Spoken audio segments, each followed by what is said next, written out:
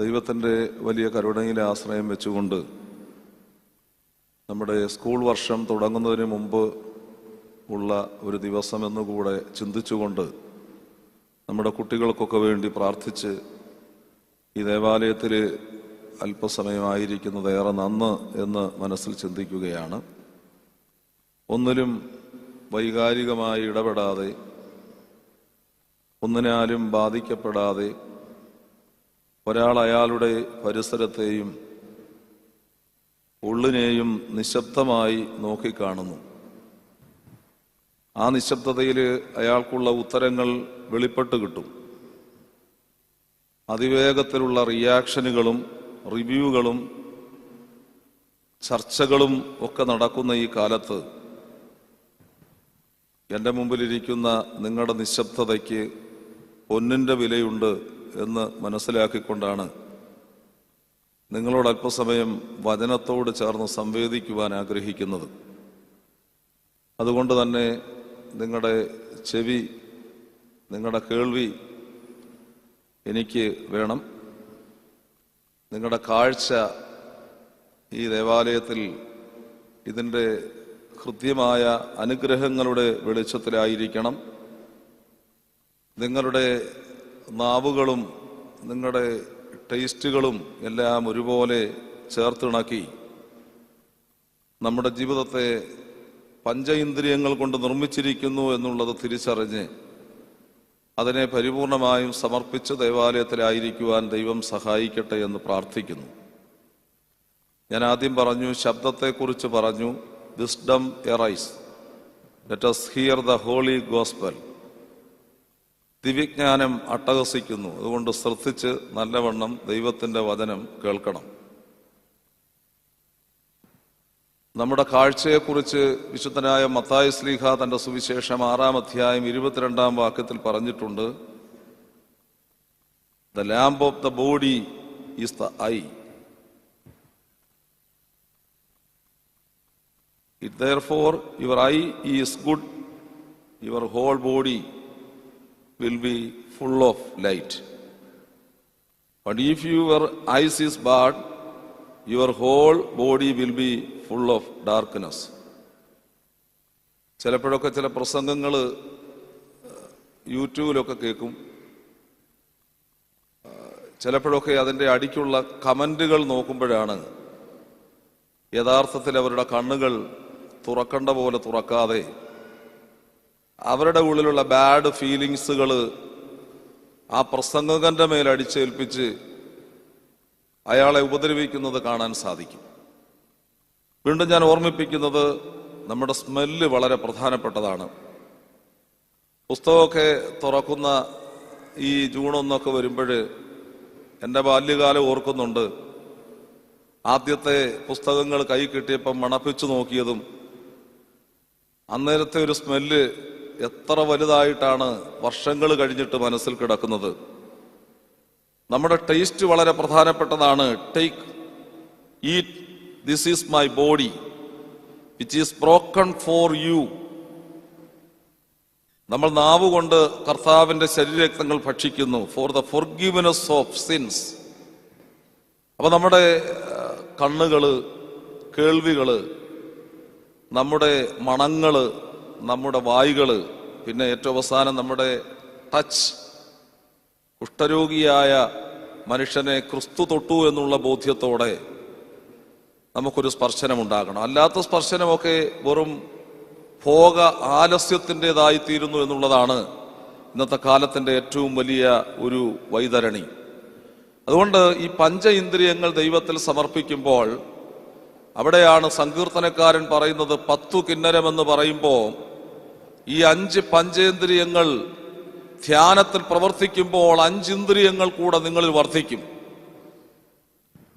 നിങ്ങളുടെ കേൾവികൾ ഒരന്തർജ്ഞാനത്തിലേക്ക് നിങ്ങളെ വഴി നടത്തും. നിങ്ങളുടെ കണ്ണുകൾ ഒരു ഇൻസൈറ്റിലേക്ക് നിങ്ങളെ നയിക്കും. നിങ്ങളുടെ മണങ്ങൾ ധൂവക്കുറ്റിയുടെ സുഗന്ധം ഉൾപ്പെടെ നന്മയുടെ കുസുമങ്ങൾ ആ ഒരു വലിയ സ്മെല്ലുകളിലേക്ക് നമ്മളെ കൊണ്ടുപോകും. നമ്മുടെ രുചി അത് ലോകപ്രകാരമുള്ള ചില കെമിക്കലിട്ട് വെക്കുന്ന ഭക്ഷണങ്ങളിൽ കുടുങ്ങിപ്പോകാതെ യഹോവ നല്ലവനെന്ന് രുചിച്ചറിവിൻ എന്ന് തിരുവചനം ഓർമ്മിപ്പിക്കുന്നത് പോലെ ദൈവത്തിന്റെ പ്രാകാരങ്ങളിൽ ഇരുന്ന് വചനം കേട്ട് ആ വചന കേൾവിയിലൂടെ ഒരു കൈസ്പർശനം മറ്റുള്ളവർക്ക് കൊടുക്കുമ്പോൾ അവരോട് ഒരുപാട് സുവിശേഷിക്കേണ്ട സ്വാന്തനത്തിന്റെ ഒരു അനുഭവമായി തീരും. സംഘർഷങ്ങളുമായി നിറഞ്ഞു നിൽക്കുന്ന മനുഷ്യരോട് സാരമില്ലടോ എന്ന് പറയുമ്പോൾ അവരിലുണ്ടാകുന്ന ഒരു സുവിശേഷമായി നമ്മുടെ ടച്ചുകൾ മാറുമ്പോഴാണ് അതേറെ അനുഗ്രഹമായി തീരുന്നത് എന്നുള്ളത് പ്രത്യേകം ഓർക്കുക. കൊളംബിയൻ എഴുത്തുകാരൻ ഗബ്രിയേൽ ഗാർസിയ മാർക്കേസ് തന്റെ ജീവിതകഥ എഴുതാൻ നിയോഗിക്കപ്പെട്ട ജെറാൾഡ് മൾട്ടിനോട് പറയുന്ന ഒരു കാര്യമുണ്ട്. Everyone has 3 lifes. എല്ലാവർക്കും 3 തരത്തിലുള്ള ജീവിതമുണ്ട്. അദ്ദേഹം പറയുന്നു, എ പബ്ലിക് ലൈഫ്, ഒന്ന് പൊതുവായിട്ടുള്ള ജീവിതം, 2 പ്രൈവറ്റ് ലൈഫ്, നമ്മുടെ കുടുംബജീവിതവും നമ്മുടേതായ അനുഭവവും, ഏറ്റവും അവസാനം പറയാൻ എ സീക്രട്ട് ലൈഫ്, ഒരു സുരക്ഷിതമായി നമ്മൾ ഒരു രഹസ്യ ജീവിതം നമ്മുടെ ഉള്ളിലുണ്ട്. പക്ഷെ ഇവിടെ ഇരിക്കുന്ന ദേവാലയത്തിൽ നമ്മുടെ പബ്ലിക് ലൈഫും നമ്മുടെ പ്രൈവറ്റ് ലൈഫും നമ്മുടെ സീക്രട്ട് ലൈഫും ഒരുപോലെ ചേർന്ന് നിങ്ങളുടെ ഹൃദയങ്ങളെ അറിയുന്ന ഒരു ദൈവത്തിന്റെ അടുക്കലാണ് നിങ്ങളായിരിക്കുന്നതെന്നുള്ള ബോധ്യത്തോടെ ഈ ധ്യാനത്തെ ശ്രവിക്കുവാനായി സാധിക്കണം. അതുകൊണ്ട് തന്നെ മനഃശാസ്ത്രത്തിന് ജൊഹാരി വിൻഡോ എന്ന് പറയുന്ന ഒരു ടെക്നിക്കുണ്ട്. ജൊഹാരി വിൻഡോ എന്ന് പറയുന്ന ഒരു ടെക്നിക്കിൽ പറയുന്ന ഒരാൾക്ക് അവനോടും മറ്റുള്ളവരോടുമുള്ള ബന്ധങ്ങളെ അടിസ്ഥാനമാക്കി അയാളുടെ സ്വഭാവത്തെ ചില പ്രത്യേകത കണ്ടെത്താൻ സഹായിക്കുന്ന ഒന്നാണ്. ഈ വിൻഡോയ്ക്ക് 4 അറകൾ ഉണ്ടെന്നാണ് മനഃശാസ്ത്രജ്ഞർ പറയുന്നത്. ഒന്നാമത്തെ അറയെക്കുറിച്ച് പറയുന്നത് ഓപ്പൺ ഏരിയ. ഓപ്പൺ ഏരിയ, ഈ വിൻഡോയുടെ ഒന്നാമത്തെ അറ ഓപ്പൺ ഏരിയ ആണ്. അവിടെ പറയുന്നത് ഇങ്ങനെയാണ്, എനിക്കറിയാം, മറ്റുള്ളവർക്കും അറിയാം. ഞാൻ ഈ പറയുന്നത് ഫിലോസഫിയായി നിങ്ങളുടെ മനസ്സിൽ തോന്നരുത്. നമ്മുടെ ജീവിതത്തിലും അങ്ങനെയാണ്. എനിക്കും അറിയാവുന്നതും മറ്റുള്ളവർക്കും അറിയാവുന്ന കാര്യമുണ്ട്. വചനം കേൾക്കുമ്പോൾ ചിലരൊക്കെ പറയും, ഓ ഇത് നമ്മൾ എത്ര വചനം കേട്ടതാ, ഇതുപോലെ എത്ര പ്രസംഗം കേട്ടതാ. കഴിഞ്ഞ ആഴ്ച ഒരു ദിവസം ഒരു വിവാഹ കൂദാശയില് സംബന്ധിച്ചുകൊണ്ടിരിക്കുമ്പോ അതിന്റെ മുഖ്യ കാർമ്മികനായ തിരുമേനി പ്രസംഗിച്ചുകൊണ്ടിരിക്കുക. അപ്പോ ആ ഒരു സൈഡിലോട്ട് മാറി ഞാൻ അവിടെ കസേരയിരിക്കുമ്പോൾ എന്നോട് ചേർന്ന് പ്രവർത്തിച്ചിട്ടുള്ള ഒരു കമ്മിറ്റിക്കാരൻ, ഞാനിരുന്ന മുൻ പള്ളിയിലാണ്, അദ്ദേഹം എന്റെ കർത്തകുപ്പായത്തെ ഇങ്ങനെ തോണ്ടിയിട്ട് അദ്ദേഹം പറയുകയാണ്, അച്ഛാ ഞായറാഴ്ചയല്ലേ, ഇത്രയും നേരം പ്രസംഗിക്കേണ്ട ആ തിരുമേനിയോടൊന്ന് പറ, ഇത്രയൊന്നും പ്രസംഗിച്ചാലൊന്നും ഈ ആളുകൾ നന്നാവുകയില്ല. അച്ഛൻ എന്നെ അറിയത്തില്ലയോ, ഞാൻ ആരെങ്കിലും പറഞ്ഞാന്ന് നന്നായത്, ഞാൻ സ്വയം തീരുമാനിച്ചല്ലേ നന്നായത്. നമുക്കറിയാം. അപ്പൊ ജീവിതത്തിൽ ഈ ഓപ്പൺ വിൻഡോയുടെ പ്രത്യേകതയാണ് എനിക്കറിയാം, മറ്റുള്ളവർക്കും അറിയാം. എനിക്കറിയാവുന്നത് മറ്റുള്ളവർക്കറിയാം, മറ്റുള്ളവർക്കറിയാവുന്നത് എനിക്കും അറിയാം. അങ്ങനെ നമ്മൾ പൊതുവെ കോമണായി കാണുന്ന ചില അനുഭവങ്ങളുണ്ട്. രണ്ടാമത് പറയുന്ന ഒരു കാര്യം ബ്ലൈൻഡ് സ്പോട്ട് എന്ന് പറയുന്ന ഒരു തലമാണ്. അതെന്താ അറിയാമോ? എനിക്കറിയില്ല, മറ്റുള്ളവർക്കറിയാം. ഇതിന് ഉദാഹരണം പറഞ്ഞാല് ഏതെന്നറിയാമോ? നമ്മുടെ മകളെ ഒരാൾ പ്രണയിച്ചാൽ നാട്ടുകാർക്കെല്ലാം അറിയാം, പക്ഷെ നമുക്ക് അറിയില്ല. എല്ലാരും വിചാരിക്കും ഈ മാതാപിതാക്കൾ അറിഞ്ഞിട്ട് എന്താണ് ഈ കൊച്ചിനെ നിയന്ത്രിക്കാത്തതെന്നൊക്കെ ചോദിക്കുന്ന ചോദ്യങ്ങൾ പലപ്പോഴും കേൾക്കാം. പക്ഷെ ഒരു ബ്ലൈൻഡ് ഏരിയ ഉണ്ട്. അവിടെ ആ ബ്ലൈൻഡ് സ്പോട്ടിൽ എനിക്കറിയില്ല, മറ്റുള്ളവർക്ക് അറിയാം. ഇനി മറ്റൊരു ഏരിയ ആണ് ഹിഡൻ ഏരിയ. അതെന്തോ അറിയാമോ? ഹിഡൻ ഏരിയ എനിക്കറിയാം, മറ്റുള്ളവർക്ക് അറിയില്ല. ഇന്ന് ധ്യാനത്തിൽ പങ്കെടുക്കുമ്പോ നമ്മളിൽ വരേണ്ട ഒരു അന്ധക്കരണം അതാണ് യഥാർത്ഥത്തിൽ. എനിക്കറിയാം, മറ്റുള്ളവർക്ക് അറിയില്ല. ഇവിടെ ധ്യാനത്തിലിരിക്കുമ്പോൾ ഈ കയറ്റുവായിൽ നിങ്ങൾക്കറിയാം, പക്ഷെ മറ്റുള്ളവർക്ക് അറിയാത്ത അനവധി പാപങ്ങൾ നിങ്ങളുടെ ഉള്ളിലുണ്ട്. അത് കണ്ണുനീരോടൊന്ന് ഇറക്കി വെച്ചില്ലെങ്കിൽ വല്ല ആശ്വാസം കിട്ടുമോ? ഇല്ല. നാലാമത് പറയുകയാണ് അൺനോൺ. എനിക്കും അറിയില്ല, മറ്റുള്ളവർക്കും അറിയില്ല. ചില ഓർത്തഡോക്സുകാരങ്ങനെ.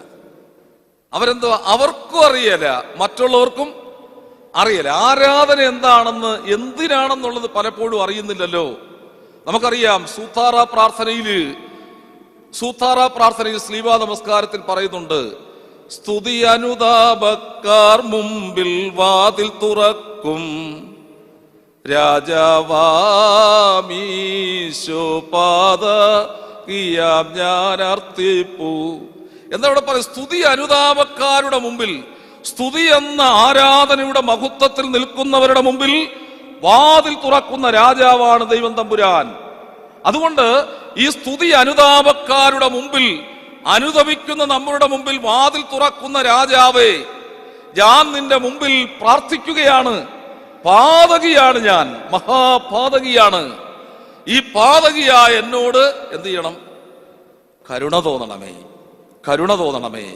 ഈ പ്രാർത്ഥനയോടെ നമുക്ക് ഈ ധ്യാനത്തെ കാണുവാൻ സാധിക്കണം. അങ്ങനെയെങ്കിൽ ഞാനിവിടെ പറഞ്ഞ ജോഹാരി വിൻഡോയിൽ 4 തലങ്ങൾ ഉണ്ടെന്ന് പറഞ്ഞല്ലോ.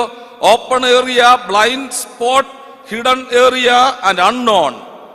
ഇവിടെ മറ്റുള്ളവർ എന്നതിന് പകരം ഇവിടെ ഇരിക്കുമ്പോൾ ഭാര്യയെന്നോ കാമുകനെന്നോ പിന്നെ നമ്മുടെ ഫ്രണ്ടെന്നോ നാട്ടുകാരെന്നോ മക്കളെന്നോ എഴുതി നമ്മളൊരു സെൽഫ് അനാലിസിസ് നിർവഹിക്കണം. ധ്യാനം കഴിയുമ്പോൾ നമ്മളോട് സംവേദിക്കുന്ന ജീവിതത്തിന്റെ ജീവഗന്ധിയായ ജീവന്റെ മണമുള്ള തിരുവചനത്തോട് ചേർന്ന് നിൽക്കുമ്പോൾ നമ്മൾ മറ്റുള്ളവരുടെ സ്ഥലത്ത് ആരെങ്കിലും ചേർത്ത് വെച്ചിട്ട്, അത് നിങ്ങൾക്കേറെ ആപ്റ്റായതിനെ ചേർത്ത് വെച്ചിട്ട് ഒരു സെൽഫ് അനാലിസിസ് ഈ ധ്യാനത്തിന്റെ പൂർണ്ണതയിൽ നിങ്ങൾ നിർവഹിച്ച് മടങ്ങി പോകുമ്പോൾ ഈ യാത്ര ശുഭകരമാണ്. അനുതാപക്കാരത്തിൽ വാതിൽ തുറക്കുന്ന രാജാവായ യേശുവേ, ഈ പാതകിയായ എന്നോട് കരുണ തോന്നണമേ എന്ന് പ്രാർത്ഥിച്ചുകൊണ്ട് മടങ്ങി പോകുവാനായി എനിക്ക് നിങ്ങൾക്കും സാധിക്കും. നമുക്ക് ദൈവസന്നിധിയിൽ തലവിൽ മടങ്ങി പ്രാർത്ഥിക്കാം.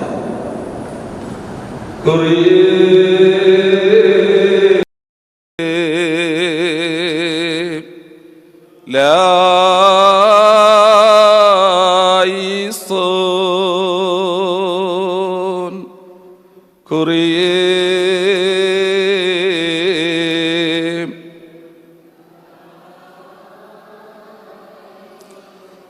ഞങ്ങളുടെ കർത്താവേ, ഞങ്ങളോട് കരുണ ചെയ്യണമേ.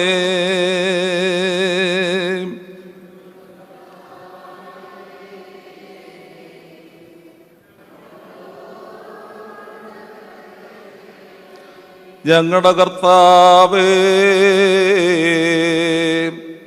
കൃപയുണ്ടായി ഞങ്ങളോട് കരുണ ചെയ്യണമേ.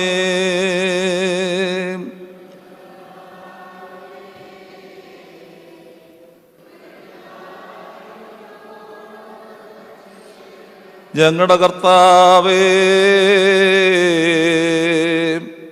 ഉത്തരമരുളി ചെയ്ത് ഞങ്ങളോട് കരുണ ചെയ്യണമേ.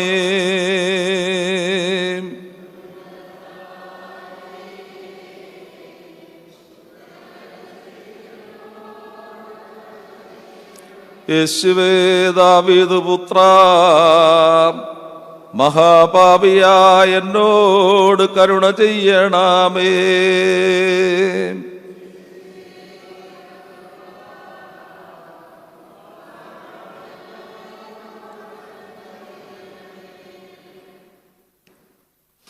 തലകൾ ഉയർത്താം. വീണ്ടും നിങ്ങളുടെ ശ്രവണവും നിങ്ങളുടെ കണ്ണുകളും നിങ്ങളുടെ മൂക്കും നിങ്ങളുടെ വായും നിങ്ങളുടെ സ്പർശനവുമെല്ലാം ദൈവത്തിൽ പരിപൂർണമായും സമർപ്പിക്കാം.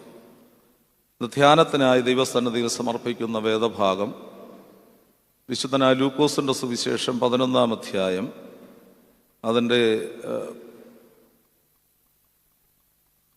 11, 12, 13 വാക്യങ്ങളിൽ ഇങ്ങനെ പറയുന്നു. എന്നാൽ നിങ്ങളിലൊരു അപ്പനോട് മകൻ അപ്പം ചോദിച്ചാൽ അവന് കല്ല് കൊടുക്കുമോ? അല്ല മീൻ ചോദിച്ചാൽ മീനിന് പകരം പാമ്പിനെ കൊടുക്കുമോ? മുട്ട ചോദിച്ചാൽ തേളിനെ കൊടുക്കുമോ? അങ്ങനെ ദോഷികളായ നിങ്ങൾ നിങ്ങളുടെ മക്കൾക്ക് നല്ല ദാനങ്ങളെ കൊടുക്കാൻ അറിയുന്നുവെങ്കിൽ സ്വർഗസ്ഥനായ പിതാവ് തന്നോട് യാചിക്കുന്നവർക്ക് പരിശുദ്ധാത്മാവിനെ അധികം കൊടുക്കും.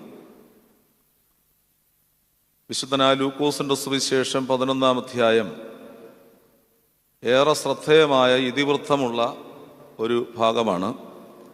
തുടങ്ങുന്നത് തന്നെ അവനൊരു സ്ഥലത്ത് പ്രാർത്ഥിച്ചു കൊണ്ടിരിക്കുന്നു.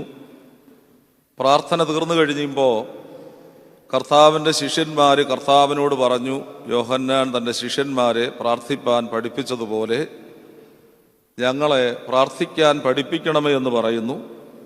അങ്ങനെ യഥാർത്ഥത്തിൽ 11-ാം അധ്യായത്തിൻ്റെ ആദ്യ ഭാഗം കർത്തൃപ്രാർത്ഥന, ഇങ്ങനെ നിങ്ങൾ പ്രാർത്ഥിക്കണമെന്ന് പറഞ്ഞ് ലോകത്തെ ഏൽപ്പിച്ച കർത്തൃപ്രാർത്ഥനയുടെ ആ വലിയ വരികൾ തുടങ്ങുന്നു. വീണ്ടും അവിടെ ഒരു സ്നേഹിതൻ നമ്മുടെ വീട്ടിൽ വന്ന് ഭക്ഷണമില്ല എന്ന് പറഞ്ഞ് അർദ്ധരാത്രിയിൽ നമ്മുടെ ഭവനത്തിൽ വരുമ്പോൾ അവന് ഭക്ഷണം കൊടുക്കുന്നതിൻ്റെ ആവശ്യകതയെക്കുറിച്ച് പറയുന്നു. യാചിപ്പീൻ എന്നാൽ നിങ്ങൾക്ക് ലഭിക്കും, അന്വേഷിപ്പീൻ കണ്ടെത്തും, മുട്ടുവിൻ തുറക്കപ്പെടുമെന്നൊക്കെയുള്ള മനോഹരമായ പദങ്ങളൊക്കെ വളരെ വ്യക്തമായി പറഞ്ഞതിന് ശേഷമാണ് ഈ വിശുദ്ധനായ ലൂക്കോസ് തൻ്റെ സുവിശേഷത്തിൽ ഇവിടെ പറയുന്നത്, ഒരപ്പനോട് മകൻ അപ്പം ചോദിച്ചാൽ എന്തോ കൊടുക്കുകയില്ല, കല്ല് കൊടുക്കുകയില്ല. മീൻ ചോദിച്ചാൽ പാമ്പിനെ കൊടുക്കുകയില്ല. മുട്ട ചോദിച്ചാൽ ദോഷികളായ നിങ്ങൾ നിങ്ങളുടെ മക്കൾക്ക് നല്ല ദാനങ്ങളെ കൊടുക്കാൻ അറിയുന്നെങ്കിൽ പരിശുദ്ധാത്മാവിന് ദൈവം അത്രയധികമായി തരും. ഒരുപാട് ഇതിവൃത്തങ്ങളും ഒത്തിരി ചിന്തകളും അടങ്ങിയിരിക്കുന്ന ഒരു ഭാഗമാണ്. അതുകൊണ്ട് നമ്മൾക്ക് എല്ലാ ഭാഗത്തിലൂടെ കടന്നു പോകാൻ പരിമിതമായ സമയം അനുവദിക്കുന്നില്ലല്ലോ. നമുക്ക് 3 കാര്യങ്ങൾ പറയുന്നതിൽ ഇടയ്ക്കുള്ള കാര്യത്തിലേക്ക് പോകാം. അവിടെ എന്താ ചോദിച്ചാൽ മീൻ ചോദിച്ചാൽ പാമ്പിനെ കൊടുക്കുമോ? മീൻ ചോദിച്ചാൽ പാമ്പിനെ കൊടുക്കാറില്ല. മീൻ ചോദിച്ചാൽ അതാണോ കൊടുക്കേണ്ട യഥാർത്ഥത്തിൽ? അല്ല. മീൻ ചോദിച്ചാൽ മീനിനു പകരം പാമ്പിനെ കൊടുക്കുമോ? ദ സ്നേക്ക്, പാമ്പ്, ട്രിച്ചഡ് ദ ഹ്യൂമൻസ് ഇൻടു ഡിസൊബീഡിയൻസ്. മനുഷ്യരെ അനുസരണക്കേടിലേക്ക് നയിച്ച ജീവിയാണ് ഏത്? അപ്പോ ഇച്ചിരി മാറ്റി ചോദിച്ചേ, അനുസരണമുള്ള തലമുറയെ ചോദിച്ചാൽ അനുസരണക്കേട് കൊടുക്കുമോ? കൊടുക്കൂ. നമുക്കൊക്കെ അനുസരിക്കുന്ന പിള്ളേരെയല്ലേ ഇഷ്ടം.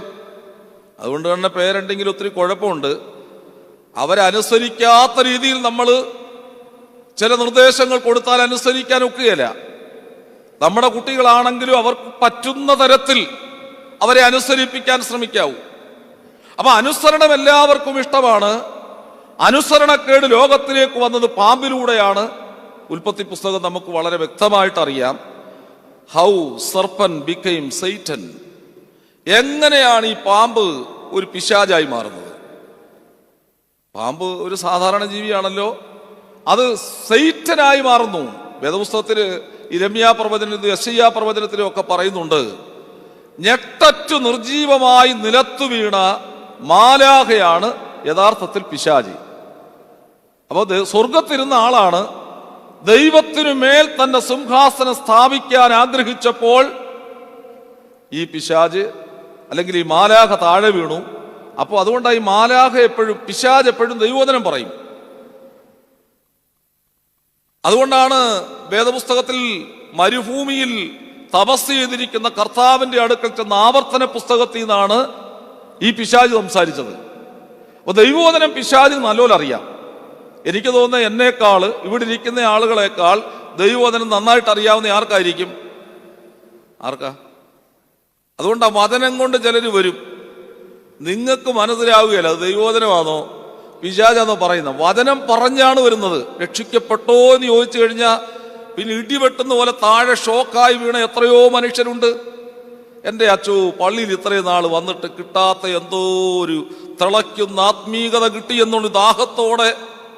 നമുക്കറിയാം യോഹന്നാൻ പത്മോസ് ദ്വീപില് എന്താ അനുഭവിച്ചെന്ന് നിങ്ങൾക്കറിയാമോ?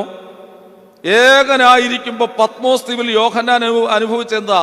ആത്മാവിന്റെ ആവേശമല്ല, ആത്മാവിന്റെ അവശതയല്ല, ആത്മാവിൽ വിവശനായി. അപ്പൊ ഇവിടെ ധ്യാനത്തിലിരിക്കുമ്പോൾ നിങ്ങൾക്ക് എന്താ വരണം? വിവശത വരണം. എന്താ വരണം? വിവശതയ്ക്ക് കുറെ ഒരുക്കം വേണം. ഇന്നലെ രാവിലെ റമ്പാച്ചൻ രാവിലെ എന്നെ വിളിച്ചു പറഞ്ഞു, അച്ഛാ ധ്യാനം എടുക്കണം നാളെ. എനിക്ക് അന്നേരം മുതൽ അതിനുവേണ്ടി ഒരു മാനസിക ഒരുക്കം എൻ്റെ ഉള്ളിലിട്ട പരിശുദ്ധാത്മ നിയോഗ പ്രകാരമുള്ള ഒരു വാക്കാണ് റമ്പാച്ചൻ്റെ അന്നേരത്തെ. ഞാൻ അന്നേരം മുതൽ ഒരുങ്ങി ഇപ്പോഴും ഉപവാസത്തോടെ ഇവിടെ നിൽക്കുന്നത് കൊണ്ട് എന്തെങ്കിലുമൊക്കെ ദൈവമേ ഈ മക്കൾക്ക് ആവശ്യമുള്ള കിട്ടണമെന്ന് എൻ്റെ ഉള്ളിൽ പറഞ്ഞുകൊണ്ടാണ് ഈ അതിക്കുന്നത്. അപ്പൊ ഞാൻ പറഞ്ഞത് ആത്മാവിന്റെ ആവേശവും അല്ല, ആത്മാവിന്റെ അവശതയാകരുത്. പിന്നെന്താ വേണം? ആത്മാവിലൊരു വിവശത വേണം. അപ്പൊ ഈ വിവശത എന്ന് പറയുന്നത് ദൈവം സൃഷ്ടിക്കപ്പെടുന്ന പരിശുദ്ധാത്മാവ് നൽകുന്ന ഒന്നാണ് എന്ന് ചിന്തിക്കണം. അപ്പൊ ഇവിടെ നോക്കിയേ, ഹൗ സർപ്പന്റ് ബിക്കെയിം സൈറ്റൻ. കുടിലമായ തന്ത്രങ്ങളുമായിട്ട് ആര് വരുന്നോ അവരുടെ കയ്യിൽ ദൈവോധനം ഉണ്ടെങ്കിലും അവർ പെട്ടെന്ന് ആരായി മാറും? പിശാചായി മാറും.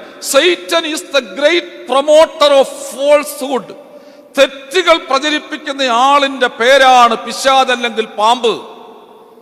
അപ്പൊ പിള്ളേരുടെ മുമ്പിൽ തെറ്റ് പ്രചരിപ്പിക്കരുത്.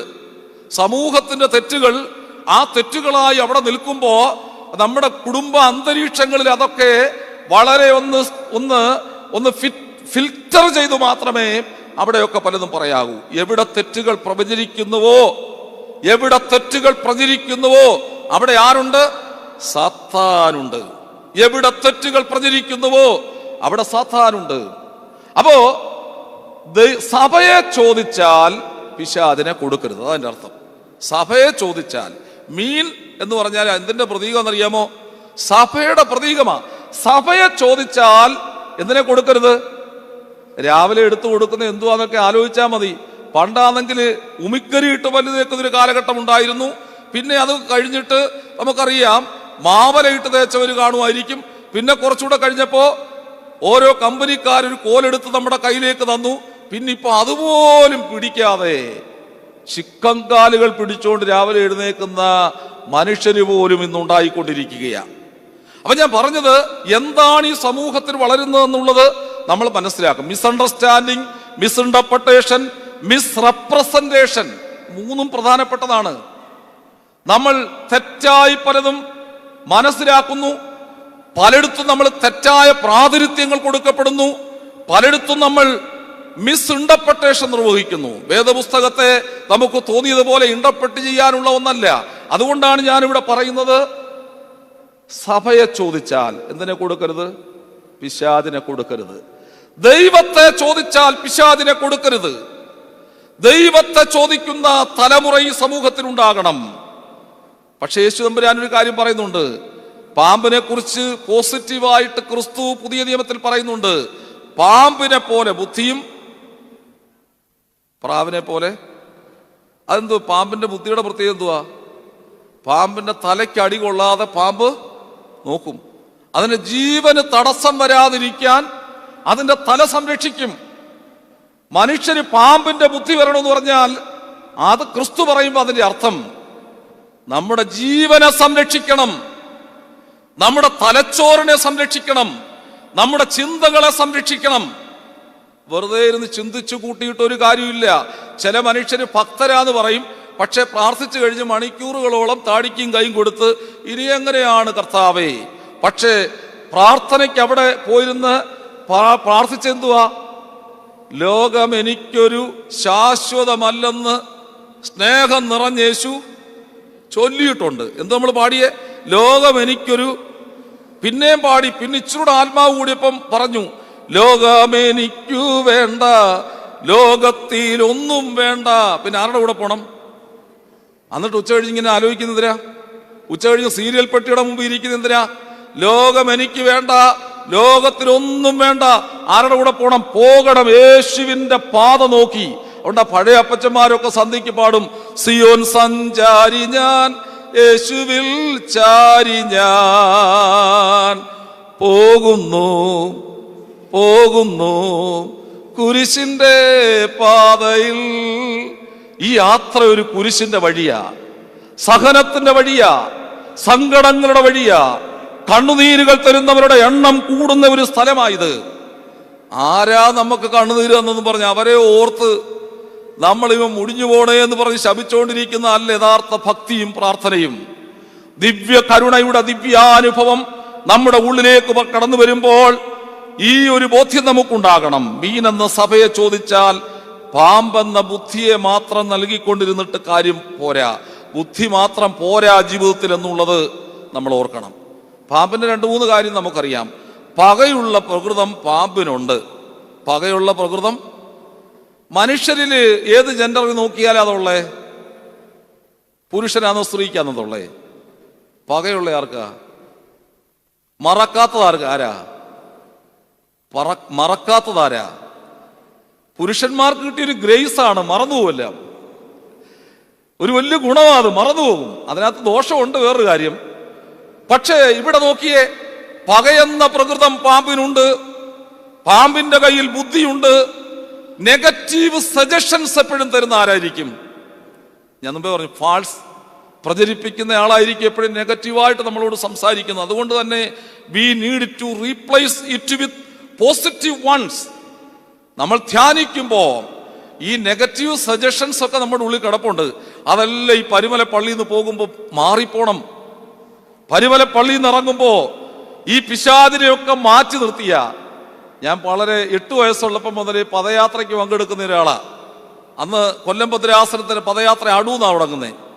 ആവേശം കൂടിയപ്പോൾ ഒരാൾ അന്ന് പുസ്തകമൊക്കെ അടിച്ചു കൊടുത്തിട്ടുണ്ട്. ഈ ഒരു 2-3 പേജുള്ള ഇതൊക്കെ അടിച്ചു കൊടുത്തിട്ടുണ്ട്. ഒരു ആവേശം കൂടിയപ്പോൾ ചെന്നിത്തല ആ വളവിന് വന്നപ്പോൾ ഒരുത്തം വിളിക്കുക, സാത്താനെ വിലയ്ക്ക് വാങ്ങിയ തിരുമേനിന്ന്.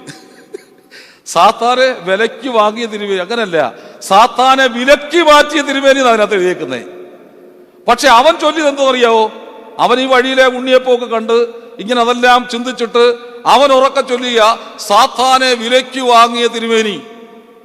നമ്മുടെ പ്രാർത്ഥനയിൽ ശ്രദ്ധ നഷ്ടപ്പെട്ടു പോകുമ്പോഴേ നമ്മൾ എന്തെല്ലാം പാടും, എന്തെല്ലാം പറയും. ചിലർ ഉറങ്ങിക്കൊണ്ടിരുന്ന് പ്രാർത്ഥിക്കുമ്പോൾ അവരുടെ മനസ്സുകളിലേക്ക് കടന്നു വരുന്നത് പലപ്പോഴും പലതരത്തിലുള്ള പ്രകൃതമായിരിക്കും. പോട്ടെ, ഞാൻ ആ ഭാഗം വിടുകയാണ്. മറക്കാത്ത പ്രകൃതം പാമ്പിനുണ്ട്, നെഗറ്റീവ് സജഷൻസ് തരും, ബുദ്ധി ഉണ്ടെന്ന് നടിക്കും, പകയുള്ള ജീവിയാണ് ഇത്. പക്ഷേ യഥാർത്ഥത്തിൽ ഒരു മനുഷ്യൻ 15 വർഷം നീണ്ട ഗവേഷണം നടത്തിയിട്ട് ഗാർഡിനർ മർഫി എന്ന് പറയുന്ന ഒരു വലിയ മനുഷ്യൻ ബുദ്ധിയെക്കുറിച്ച് എഴുതിയ ഒറ്റ വാക്കിങ്ങനെയാണ്. യഥാർത്ഥ ബുദ്ധി എന്താണെന്ന് എഴുതിയ അദ്ദേഹം എന്തെന്നറിയാമോ? ഒരാൾക്ക് തൻ്റെ സാഹചര്യങ്ങളോടെ നന്നായി ഇണങ്ങിച്ചേരാനുള്ള കഴിവിനാണ് യഥാർത്ഥ ബുദ്ധി എന്ന് പറയേണ്ടത്. എന്തുവാ? ഒരാൾക്ക് അവരുടെ സാഹചര്യങ്ങളോടെ നന്നായി ഇണങ്ങിച്ചേരാനുള്ള കഴിവിനാണ് എന്താ പറയേണ്ടത്? യഥാർത്ഥ ബുദ്ധി എന്ന് പറയേണ്ടത്.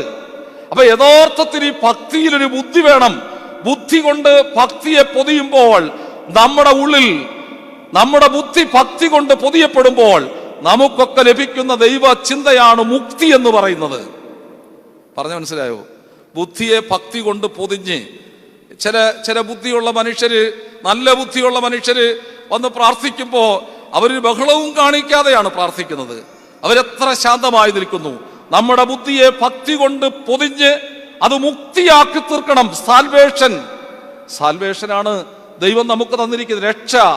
രക്ഷ എന്ന് പറയുന്ന ഏറ്റവും പ്രധാനപ്പെട്ട ഒരു കാര്യമാണ്. അതുകൊണ്ട് രക്ഷ തന്നവനെ നമ്മൾ വിളിക്കുന്ന പേരാണ് രക്ഷിതാവ്. രക്ഷ തന്നവനെ വിളിക്കുന്ന പേരെന്തുവാ? പക്ഷെ ഇത് സുറിയാനി ക്രിസ്ത്യാനികൾ യഥാർത്ഥത്തിൽ വെള്ളിയാഴ്ച മാത്രമേ നല്ലപോലെ പറയത്തുള്ളൂ. അന്ന് പാടും രക്ഷിതാവീനെ. വേറെ ദിവസമൊന്നും കാണണ്ടേ? എല്ലാ വെള്ളിയാഴ്ചകളിലും എപ്പോൾ പ്രാർത്ഥിക്കുമ്പോഴും നമ്മുടെ കൺമുമ്പിൽ നെഗറ്റീവ് എനർജികൾ വകഞ്ഞു മാറ്റിയിട്ട് രക്ഷിതാവായ തമ്പുരാൻ നമ്മുടെ ഉള്ളിലേക്ക് വരണം. രക്ഷിതാവിനെ കാണുക പാപി, മഹാപാപിയാണ്. വേദപുസ്തകത്തെ ഓർത്ത് നോക്കിയേ. ഇത് മീനിനെ കുറിച്ച് പറയുമ്പോൾ ഞാനത് പറയാം, ബാക്കി കാര്യങ്ങൾ അവിടെ പ്രത്യേകം ഓർമ്മിപ്പിക്കുകയാണ്. ഇവിടെ പ്രത്യേക ഒരു ഗാർഡിനർ മർഫി പറയുകയാണ്, ബുദ്ധി എന്ന് പറയുന്നത് അദ്ദേഹത്തിന്റെ പഠനത്തിൽ പറഞ്ഞു, ഒരാൾക്ക് തൻ്റെ സാഹചര്യങ്ങളുമായി നന്നായി ഇണങ്ങിച്ചേരാനുള്ള കഴിവിന് പറയുന്ന പേരാണ് എന്ത്? ബുദ്ധി. അപ്പൊ വിവാഹം കഴിച്ചാൽ ഭാര്യ വീട്ടിലോ ഭർത്താവ് വീട്ടിലോ നമ്മൾ എവിടെ പോയാലും അവിടൊക്കെ ഇണങ്ങി എന്ത് ചെയ്യണം? ചേരണം. ചേർന്നില്ലെങ്കിൽ നിന്റെ വീട് എൻ്റെ വീട്, നിന്റെ അപ്പൻ എൻ്റെ അപ്പൻ, അങ്ങനൊക്കെ പലപ്പോഴും പറഞ്ഞുകൊണ്ടേയിരിക്കും. ഇണങ്ങിച്ചേരാൻ അനവധി തടസ്സങ്ങൾ സൃഷ്ടിക്കുന്ന ഒന്നാണ് പാമ്പിന്റെ സ്വഭാവം. അത് നമ്മൾ പ്രത്യേകം ഓർക്കണം. പക്ഷേ ഗാർഡിനർ മർഫി പറഞ്ഞു, അങ്ങനെ ബുദ്ധി വരുമ്പോ അത് വെറും ഒരു പഠനം, ബുദ്ധിശക്തിയെ മാത്രം ആശ്രയിച്ച് നിലനിൽക്കുന്നതല്ല. പുതിയ അധ്യയന വർഷം തുടങ്ങുന്നല്ലോ, പഠനം ബുദ്ധിശക്തിയെ മാത്രം ആശ്രയിച്ചല്ല പോകുന്നത്. അതുകൊണ്ട് ഒരു 7 തരങ്ങളിലെങ്കിലും നമ്മുടെ ബുദ്ധി പ്രധാനമായും പ്രകാശിക്കണം. അതിലൊന്ന് ഭാഷാപരം, ലിംഗ്വിസ്റ്റിക്. അവർ യഥാർത്ഥത്തിന് നല്ല എഴുത്തുകാരൊക്കെ ആകും. ഭാഷ എല്ലാവർക്കും പറയാനറിയാം, പക്ഷെ എഴുതാൻ അറിഞ്ഞുകൂടാങ്കിൽ എഴുത്തുകാരാകുകയില്ല. ലിംഗ്വിസ്റ്റിക്, അതായത് ഭാഷാപരമായ കഴിവ് വരണം. യുക്തിപരം, ലോജിക്കൽ, അവര് കണക്കിലൊക്കെ വലിയ ഗണിതശാസ്ത്രത്തിലൊക്കെ ഉന്നതരാകും. കലാപരം, ആർട്ടിസ്റ്റിക്, നല്ല കലയൊക്കെ വേണം.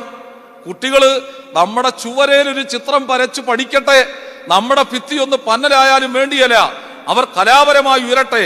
കലാപരമായി മാത്രം ഉയർന്നാൽ മതിയോ? ഭിത്തി മാത്രം കേടാക്കിയിട്ട് ഒരു പൈസ പോലും സമ്പാദിക്കാൻ അറിയാൻ വയ്യാത്തവനാണെങ്കിൽ കാര്യമില്ല. വീണ്ടും പറയാം, സംഗീതപരം, മ്യൂസിക്കൽ. ചിലര് ബാത്റൂമിൽ കയറുമ്പോൾ മാത്രമേ പാട്ട് പാടുകയുള്ളൂ, പേടിയാ. ബാക്കിയെടുത്ത് പാടുന്നിടത്തൊക്കെ പേടിയാണ്. മ്യൂസിക്കൽ, നമ്മളിൽ ഒരു താളബോധമുണ്ട്. ജീവിതം ഒരു സംഗീതമാണ്, അത് അലിഞ്ഞു ചേരണം. അദ്ദേഹം പറയുകയാ. വീണ്ടും പറഞ്ഞു കായികപരം, കെനസ്തറ്റിക്. എനിക്കറിയാം, ഒരു വിവാഹ ജീവിതം പൊളിഞ്ഞുകൊണ്ടിരിക്കുന്ന ഒരു ഡോക്ടറുടെ കുട്ടിക്കാലത്തിന്റെ പ്രത്യേകതയാണ്, ആ കുട്ടിക്കാലത്ത് അദ്ദേഹത്തെ കളിക്കാൻ, അദ്ദേഹത്തിന് ക്രിക്കറ്റ് ഇഷ്ടമായിട്ട് അദ്ദേഹത്തെ വിടാത്ത അമ്മയെ ഞാൻ നേരിൽ കണ്ടു. ആ അമ്മ പറഞ്ഞതാണ്, ഇവനെ ദൈവവേലയ്ക്കൂടെ വിടണമെന്ന് ആഗ്രഹം ഉണ്ടായതുകൊണ്ട് കളിച്ചു കഴിഞ്ഞാൽ അത് പോകുമെന്നും പറഞ്ഞാണ് വിടാതിരുന്നത്. പക്ഷേ ഇന്ന് ആ മനുഷ്യൻ അനുഭവിക്കുന്ന മാനസിക സമ്മർദ്ദത്തിന്റെ ഒരു തലം ഈ ബാല്യകാലത്തിൽ കളിക്കാൻ വിടാതിരുന്നതാണ്. അതുപോലെ കായികപരം, പിന്നെ ബന്ധപരം. ബന്ധപരം എന്ന് പറയുന്നത് ഇന്റർപേഴ്സൺ. അവർ നല്ല രാഷ്ട്രീയ പ്രവർത്തകരും സാമൂഹിക പ്രവർത്തകരും ആകും. അച്ഛന്മാർ രാഷ്ട്രീയവും സാമൂഹികവും മാത്രമായ പോരാ, അച്ഛന്മാരുടെ ഉള്ളിൽ ഏറ്റവും അവസാനമുള്ള വൈയക്തികമുണ്ടാകണം. ഇൻട്രാപേഴ്സൺ, ഒരു മുനി ഉള്ളിലുണ്ടാകണം. പരിമലത്തിരുമേനിയെ പോലെ ഒരു മുനി ഉള്ളിലുണ്ടാകണം. അപ്പൊ 7 കാര്യവും ചേർന്ന് വരുമ്പോ അയാള് നല്ല ഒരു പെർഫെക്റ്റ് ആയ വ്യക്തിയായി തീരാൻ സാധിക്കും. പക്ഷെ എന്തുകൊണ്ടോ ഇതിൽ ഏതെങ്കിലും 1 or 2 ഒക്കെ കാണും, ബാക്കിയൊന്നും കാണുകയില്ല. ഒരു നല്ല എഞ്ചിനീയർ, അയാൾ ഒരു പടം വരയ്ക്കണമെങ്കിൽ അയാൾക്ക് ഇച്ചിരി വല്ലതും വാങ്ങിച്ചു കൊടുക്കണം കുടിക്കാൻ, എങ്കിലേ അയാൾ പടം വരയ്ക്കുകയുള്ളൂ. നമ്മൾ ഓർത്ത് നോക്കണം. ചില ചില ചില ബുദ്ധിജീവികൾ ഒരു ബാഗും ഒക്കെ ഇങ്ങനെ ഇട്ട് ഒരു കയ്യിൽ ഒരു കൊടയൊക്കെ പിടിച്ച് ഒരു പ്രാകൃത രൂപത്തിൽ ഇങ്ങനെ കഞ്ചാവും വലിച്ചു നടന്നാൽ അതാണ് ബുദ്ധിയുടെ ഉറവിടമെന്ന് ചിലർ ചിന്തിക്കുകയാണ്. അപ്പൊ ഇവിടെ ഞാൻ പറഞ്ഞു വന്നത്, പാമ്പിനെ കൊടുക്കരുത്. എന്ത് ചോദിച്ചാൽ? മീൻ ചോദിച്ചാൽ, സഭയെ ചോദിച്ചാൽ, ദൈവത്തെ ചോദിച്ചാൽ, അനുസരണത്തെ ചോദിച്ചാൽ അതിന് ഓപ്പോസിറ്റ് ആയത് കൊടുക്കരുത് എന്ന് പ്രത്യേകം ഈ സമയം ഓർമ്മിപ്പിക്കുകയാണ്. വെളിപാട് പുസ്തകം 12:9 പറയുകയാ, ഭൂതലത്തെ മുഴുവൻ തെറ്റിച്ചു കളയുന്ന പിശാചും സാത്താനും എന്ന മഹാസർപ്പമായ പഴയ പാമ്പിനെ ഭൂമിയിലേക്ക് തള്ളിക്കളഞ്ഞു എന്ന് കാണുന്നു. 2 കൊരിന്ത്യർ ലേഖനം അതിന്റെ 11:14 പറയുകയാ, സാത്താൻ താനും വെളിച്ചദൂതന്റെ വേഷം ധരിച്ചുവല്ലോ. സാത്താൻ താനും ഏത് വേഷം ധരിച്ചു? വെളിച്ചദൂതന്റെ ആ വേഷം ധരിച്ചല്ലോ. നമ്മൾ ഓർക്കണം, സാത്താനും ഇങ്ങനെ നല്ല വേഷമൊക്കെ ധരിച്ച് പുരോഹിതനാണ്, മേൽപ്പട്ടക്കാരനാണ് എന്നൊക്കെ പറഞ്ഞ് നിൽക്കാൻ സാധിക്കും. അതുകൊണ്ട് നമ്മുടെ ഉള്ളിലുള്ള പൈശാചികത ഉണർത്താതെ നമ്മിലുള്ള ദൈവികത്വത്തെ ഉണർത്തുവാനായി സാധിക്കണം. വിശുദ്ധ യോഹന്നാന്റെ സുവിശേഷം 13:27 കർത്താവിന്റെ അന്ത്യ അത്താഴ സമയത്ത് ആ അത്താഴ സമയത്ത് എല്ലാവർക്കും അദ്ദേഹം അപ്പം നുറുക്കി കൊടുത്തു. ഈ സമയം യൂദായും അടുക്ക വന്നു. അവിടെ പറയുന്ന ഒരു വാക്കിങ്ങനെയാണ്, ഖണ്ഡം വാങ്ങിയ ഉടനെ സാത്താൻ അവനിൽ കടന്നു. കൃപാന ഭക്ഷിക്കുന്നവരിലും ആര് വരും? പിശാച് വരും, അല്ലെ? കൃപാന ഭക്ഷിച്ചെന്ന് പറഞ്ഞിട്ട് കാര്യമുണ്ടോ? ഭക്ഷിച്ചവന്റെ ഉള്ളിലും ആര് വരും? പിശാച് വരും. കർത്താവിന്റെ 12 ശിഷ്യനിൽ ഒരുവനായ കൈക്കാരനായ ആളിൽ എന്തു വന്നു? ആ അപ്പം കൃപാന ഉള്ളിലേക്ക് ചെന്നതുമല്ല, സാത്താൻ വന്നു. പക്ഷേ ഈ സാത്താൻ വന്നത് 11 ശിഷ്യന്മാർക്ക് അറിയാൻ പറ്റിയില്ല. ആർക്കൊക്കെ അറിയാൻ പറ്റുന്നറിയാമോ? യൂദായിക്കും മനസ്സിലായി, പിന്നെ ആർക്കും മനസ്സിലായി? ക്രിസ്തുവിനും മനസ്സിലായി ഇവനിൽ ആരുണ്ടെന്ന് ആർക്കും മനസ്സിലായി. അതുകൊണ്ട് ആ ക്രിസ്തു ഉടൻ തന്നെ പ്രവാചക ദൗത്യത്തോടെ പറയുകയാണ്, നീ ചെയ്യുന്നത് വേഗത്തിൽ ചെയ്തു, എന്റെ നാഴിക അടുത്തിരിക്കുന്നത് കൊണ്ട് നീ ചെയ്യുന്നത് വേഗത്തിൽ ചെയ്യുക എന്ന് പ്രത്യേകം ഓർമ്മിപ്പിക്കുകയാണ്. അതുകൊണ്ട് ഈ ലോകത്ത് ജീവിക്കുമ്പോ നമ്മൾ ശരിയായിട്ടും മീൻ ചോദിക്കുന്ന മക്കൾക്ക് എന്തിനെ കൊടുക്കരുത്? പാമ്പിനെ, പിശാചിനെ കൊടുക്കരുത്. നമ്മൾ അറിയാതെ എല്ലാവരും ഇഷ്ടപ്പെടുന്ന രണ്ടക്ഷരം വെച്ചുള്ള കുറേ വാക്കുകൾ ഞാൻ കണ്ടിട്ടുണ്ട്. ഏതറിയാമോ? രണ്ടക്ഷരം എല്ലാവർക്കും ഇഷ്ടമൊക്കെ തോന്നുന്ന, അറിയാതെ പറഞ്ഞു പോകുന്ന വാക്കാ. അതിനകത്തെല്ലാം പൈശാചികതയാണ് കൂടുതലുള്ളത്. എന്തെന്നറിയാമോ? ഞാൻ പറഞ്ഞു തുടങ്ങാം. ബ്രാണ്ടി, വാറ്റ്, പിന്നെ കള്ള്, ബാറ്, ഷാപ്പ്, ഗ്ലാസ്, അതൊഴിക്കുന്ന ഗ്ലാസ്, പിന്നെ അതിലൊഴിക്കുന്ന വെള്ളം, അതിന് രണ്ടക്ഷരമേ ഉള്ളൂ. Ice, soda, peg, pint, half, full, kick, fit, വാള്. അത് കഴിഞ്ഞൊന്നാവും പാമ്പ്. എന്താവും? അതിന് എത്ര അക്ഷരമുണ്ട്? പാമ്പ്. ഇനി ഞാൻ അതിനെ കൂടെ ആഡ് ചെയ്യുകയാണ്. ഇതെല്ലാം, ഇതിന്റെ ദുരിതങ്ങളെല്ലാം, ഈ രണ്ടക്ഷരങ്ങളുടെ ദുരിതങ്ങൾ അനുഭവിക്കുന്ന ഭാര്യയ്ക്കും എത്ര അക്ഷരമുണ്ട്? രണ്ടക്ഷരമേ ഉള്ളൂ. കണ്ടോ എന്തൊരു ദുരിതമാ, എന്തൊരു ദുരിതമാ. സഹനത്തിന്റെ ഈർച്ചകേടുകൾ അനവധി വരുത്തി ദുരിതത്തിന്റെ മഹാകയത്തിലേക്ക് വിടുന്ന ഒരു ജീവിത അനുഭവങ്ങളിലാണ് പിശാച് എപ്പോഴും മുന്നോട്ട് നീങ്ങുന്നത് എന്ന് മനസ്സിലാക്കുവാൻ സാധിക്കണം. പുറപ്പാട് പുസ്തകം 4:2, 3, 4 വാക്യങ്ങളിൽ പറയുകയാണ്. മോശയുടെ കാലഘട്ടമാണ്, മോശയുടെ പ്രവാചക ദൗത്യമാണ്. അവിടെ പറയുകയാണ്, വടി താഴെയിട്ടു, അതാരായി? പാമ്പായി. വാലെ പിടിച്ചു, അത് പിന്നെന്തായി? വാലെ പിടിച്ചപ്പോ അതെന്തായി? വടിയായി മാറി. സംഖ്യാപുസ്തകം 2:21-6 അതുകൊണ്ട് പറയുകയാ, യഹോവ ജനത്തിന്റെ ഇടയിൽ അഗ്നിസർപ്പത്തെ അയച്ചു. യഹോവ ജനത്തിന്റെ ഇടയിൽ സർപ്പന്റ് ഓഫ് ബ്രോൺസ്. ഇപ്പോഴത്തെ കത്തോലിക്ക സഭയുടെ മാർപ്പാപ്പ, അദ്ദേഹത്തിന്റെ മാർപ്പാപ്പ സ്ഥാനം കിട്ടിയപ്പോ ആദ്യം നടത്തിയ പ്രസംഗം സർപ്പന്റ് ഓഫ് ബ്രോൺസ് ആയിരുന്നു.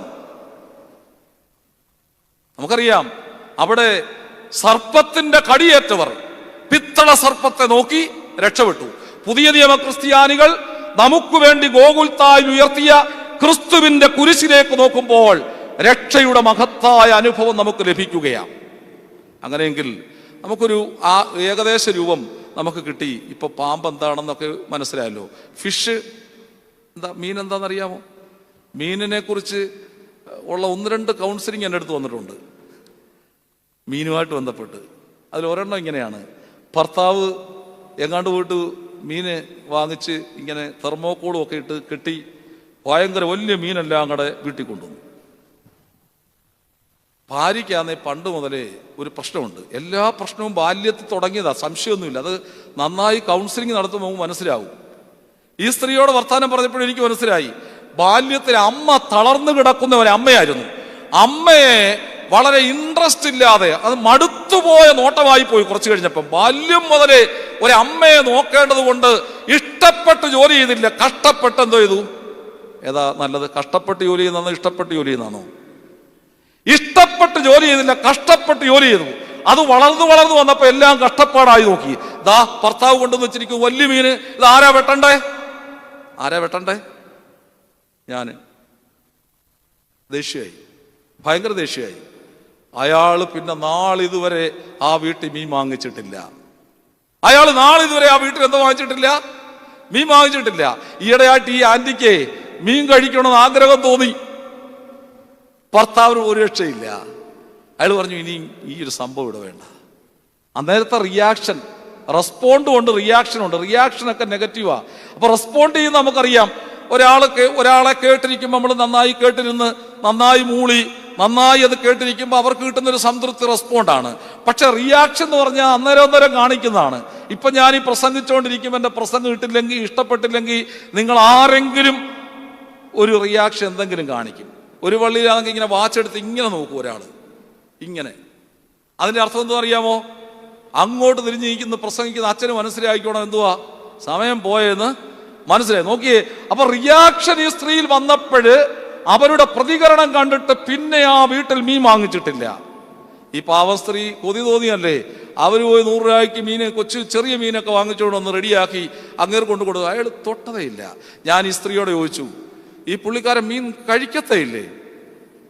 ആ പുള്ളിക്കാരോട് ചോദിച്ചോ, മീൻ വേണ്ടാന്ന് പറഞ്ഞാൽ മീനേ വേണ്ടെന്നോ? ഞാൻ ചോദിച്ചാ. അപ്പൊ പറഞ്ഞു, ഈ വീട്ടിലെ മീൻ വേണ്ട. അപ്പൊ മീൻ കഴിക്കുന്നുണ്ടോ അയാള്? ഉണ്ട്.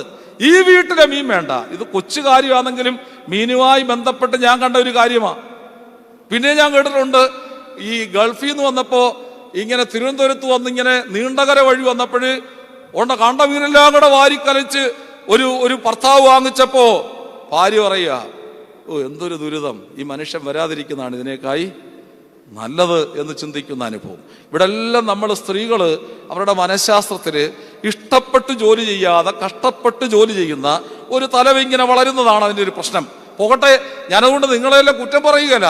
നമ്മളൊക്കെ ഇഷ്ടപ്പെട്ട് കാര്യങ്ങൾ ചെയ്തു പഠിക്കണം, ഇഷ്ടപ്പെട്ട് പ്രാർത്ഥിക്കണം, ഇഷ്ടപ്പെട്ട് ജീവിക്കണം. കുട്ടികൾ അനവധി കുസൃതി കാണിച്ചാലും സഹനത്തോടെ ആ കുഞ്ഞുങ്ങളെ ഇഷ്ടപ്പെടണം. ഹൃദയത്തിൽ ആ കുട്ടികളാകണം. മുമ്പേ പറഞ്ഞ ശ്രവണവും കണ്ണും ഈ മൂക്കും ഈ നാക്കും ഈ കൈയുടെ ടച്ച് വരെ നമ്മുടെ ഹൃദയത്തിന് പൊക്കമുള്ള സ്ഥലത്തായിരിക്കുന്നേ. ബുദ്ധിപരമായി കാര്യങ്ങൾ ചിന്തിച്ച് ഹൃദയപൂർവ്വം പ്രവർത്തിക്കപ്പെടുമ്പോ അവിടെ ഉണ്ടാകുന്ന ഒരു ആത്മീയത വളരെ പ്രധാനപ്പെട്ടതാണ്. പോകട്ടെ, മത്സ്യത്തെക്കുറിച്ച് നമുക്ക് പറയാം. ഫിഷ്. ആദ്യം വിശുദ്ധനായ ലൂക്കോസിന്റെ സുവിശേഷത്തിൽ തന്നെ 5-ാം അധ്യായം 1 മുതൽ 11 വരെ പറയുന്നു, ബോട്ട് ആൻഡ് ഫിഷ്. അവിടെ പറയുക, 2 പടകുകൾ കരയ്ക്ക് വന്നു. അതിൽ ശീമോനുള്ള പടക് മുന്നോട്ട് നീക്കിയിടാൻ കർത്താവ് പറഞ്ഞു. ആ പടകിൽ തമ്പുരാൻ കയറി. എന്നിട്ട് പറഞ്ഞു എന്താ പറഞ്ഞു? പടകിച്ചിലൂടെ മുന്നോട്ട് നീക്കിയിടണം കേട്ടോ, കരയിൽ തന്നെ കിടന്നാ പോരാ. വചനമാണ്, അത് ആത്മീയതയാണ്, അത് സ്പിരിച്വാലിറ്റിയാണ്. മുന്നോട്ട് നീക്കിയിട്ടു, വചനം പ്രസംഗിച്ചു. വചനത്തിന്റെ പ്രസംഗത്തിന് ശേഷം ഒരു വലിയ ആത്മീയ കൊയ്ത്താണ് വലതുവശത്തേക്ക് വലയിറക്കാൻ. രാത്രി മുഴുവൻ ഞങ്ങൾ അധ്വാനിച്ചു, ഒന്നും കിട്ടിയില്ല. എങ്കിലും തമ്പുരാന്റെ വാക്കിന് എന്തിറക്കാം? ഇന്ന് ഈ പരിമല പള്ളിയിലിരുന്ന് ഇതുവരെ നിഷ്ഫലമെന്ന് തോന്നിയ ജീവിതങ്ങൾ തളിർക്കട്ടെ. ആത്മീയതയുടെ ആനന്ദം നിങ്ങളുടെ ഉള്ളിലേക്ക് വരട്ടെ.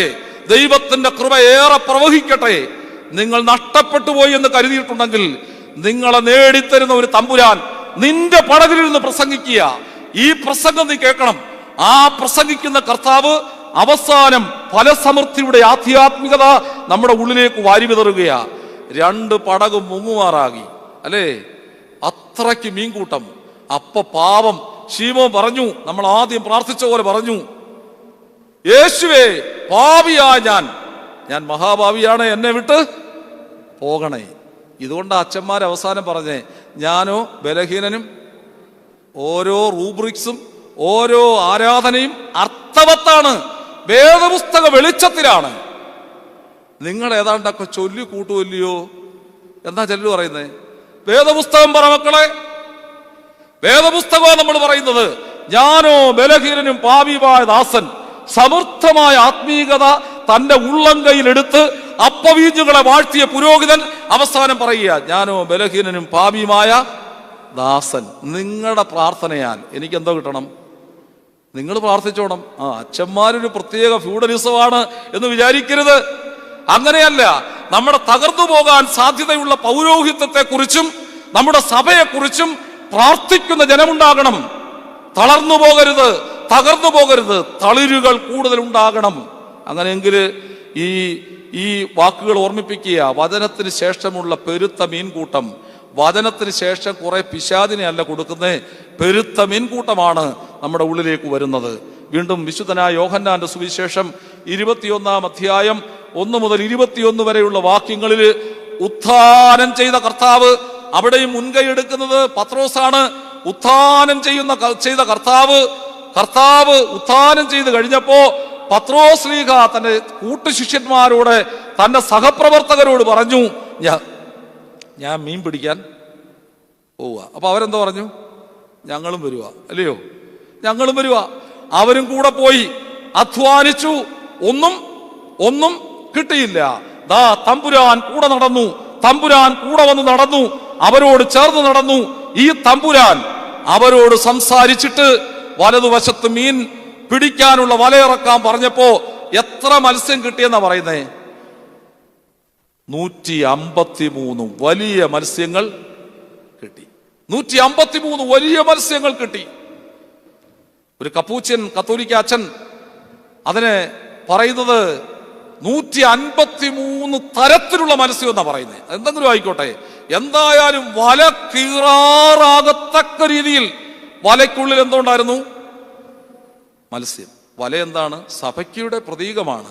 ഈ സഭയ്ക്കുള്ളിൽ പെരുത്ത മീൻകൂട്ടം ആത്മീകതയുടെ അനുഭവമാണ്. The fish became the symbol for Christianity. ക്രിസ്തു മതത്തിന്റെ പ്രതീകമാണ് എന്ത്? ഈ മത്സ്യം എന്ന് പറയുന്നത്. അതുകൊണ്ട് ഗ്രീക്ക് വേർഡ് വളരെ പ്രധാനപ്പെട്ടതാണ്. മത്സ്യത്തെക്കുറിച്ച് പറയുന്ന ഗ്രീക്ക് വേർഡ് ഇക്തൂസ് എന്നാണ്. ICHTHUS എന്നാണ് എഴുതിയേക്കുന്നത്. അത് ഓരോന്നും എന്താ അറിയാമോ? I for ഈസൂസ്. എന്ന് വെച്ചാൽ ജീസസ്, യേശു എന്നർത്ഥം. CH for ക്രിസ്റ്റോസ്, ക്രിസ്തു എന്നാണ് അർത്ഥം. അപ്പൊ I ഈസൂസ്, CH ക്രിസ്റ്റോസ്, TH തയോ, ഓഫ് ഗോഡ്, ദൈവത്തിൽ നിന്നുള്ളവൻ. വീണ്ടും പറയാ U for ഹൂയിയോസ്, സൺ. S for സൊറ്റേർ, സേവിയർ എന്ന് വെച്ചാൽ അതിന്റെ അർത്ഥം നിങ്ങളിപ്പോ കാണാൻ പഠിക്കണമെന്ന് ഞാൻ പറയുന്നില്ല. ഈസൂസ്, ക്രിസ്റ്റോസ്, തയോ, ഹൂയിയോസ്, സൊറ്റേർ എന്ന് പറഞ്ഞ അതിന്റെ അർത്ഥം അറിയാമോ? Jesus Christ, son of God, is the saviour. യേശു ക്രിസ്തു ദൈവത്തിന്റെ പുത്രൻ. യേശു ക്രിസ്തു ആരാ? അതുകൊണ്ട് നമ്മൾ ഈ പ്രാർത്ഥിക്കുമ്പോഴേ യേശുവിന്റെ നാമത്തിൽ അപേക്ഷിക്കുന്ന കൃപയോടെ കേട്ടുകൊള്ള 1.5 കിലോ തൂക്കത്തിൽ ഇടരുത്. പിതാവിനും പുത്രനും ഇതുപോലുള്ള ഒരു സ്ഥലത്ത് പറഞ്ഞില്ലെങ്കിൽ അത് മോശമല്ലേ? നമ്മൾ ക്രിസ്തുവിന്റെ നാമത്തിൽ അപേക്ഷിക്കുകയല്ല. യേശു ക്രിസ്തു ആരാണ്? ദൈവത്തിന്റെ പുത്രൻ. അവൻ നമ്മുടെ ആരാണ്? രക്ഷകൻ. അവൻ നമ്മുടെ ആരാ?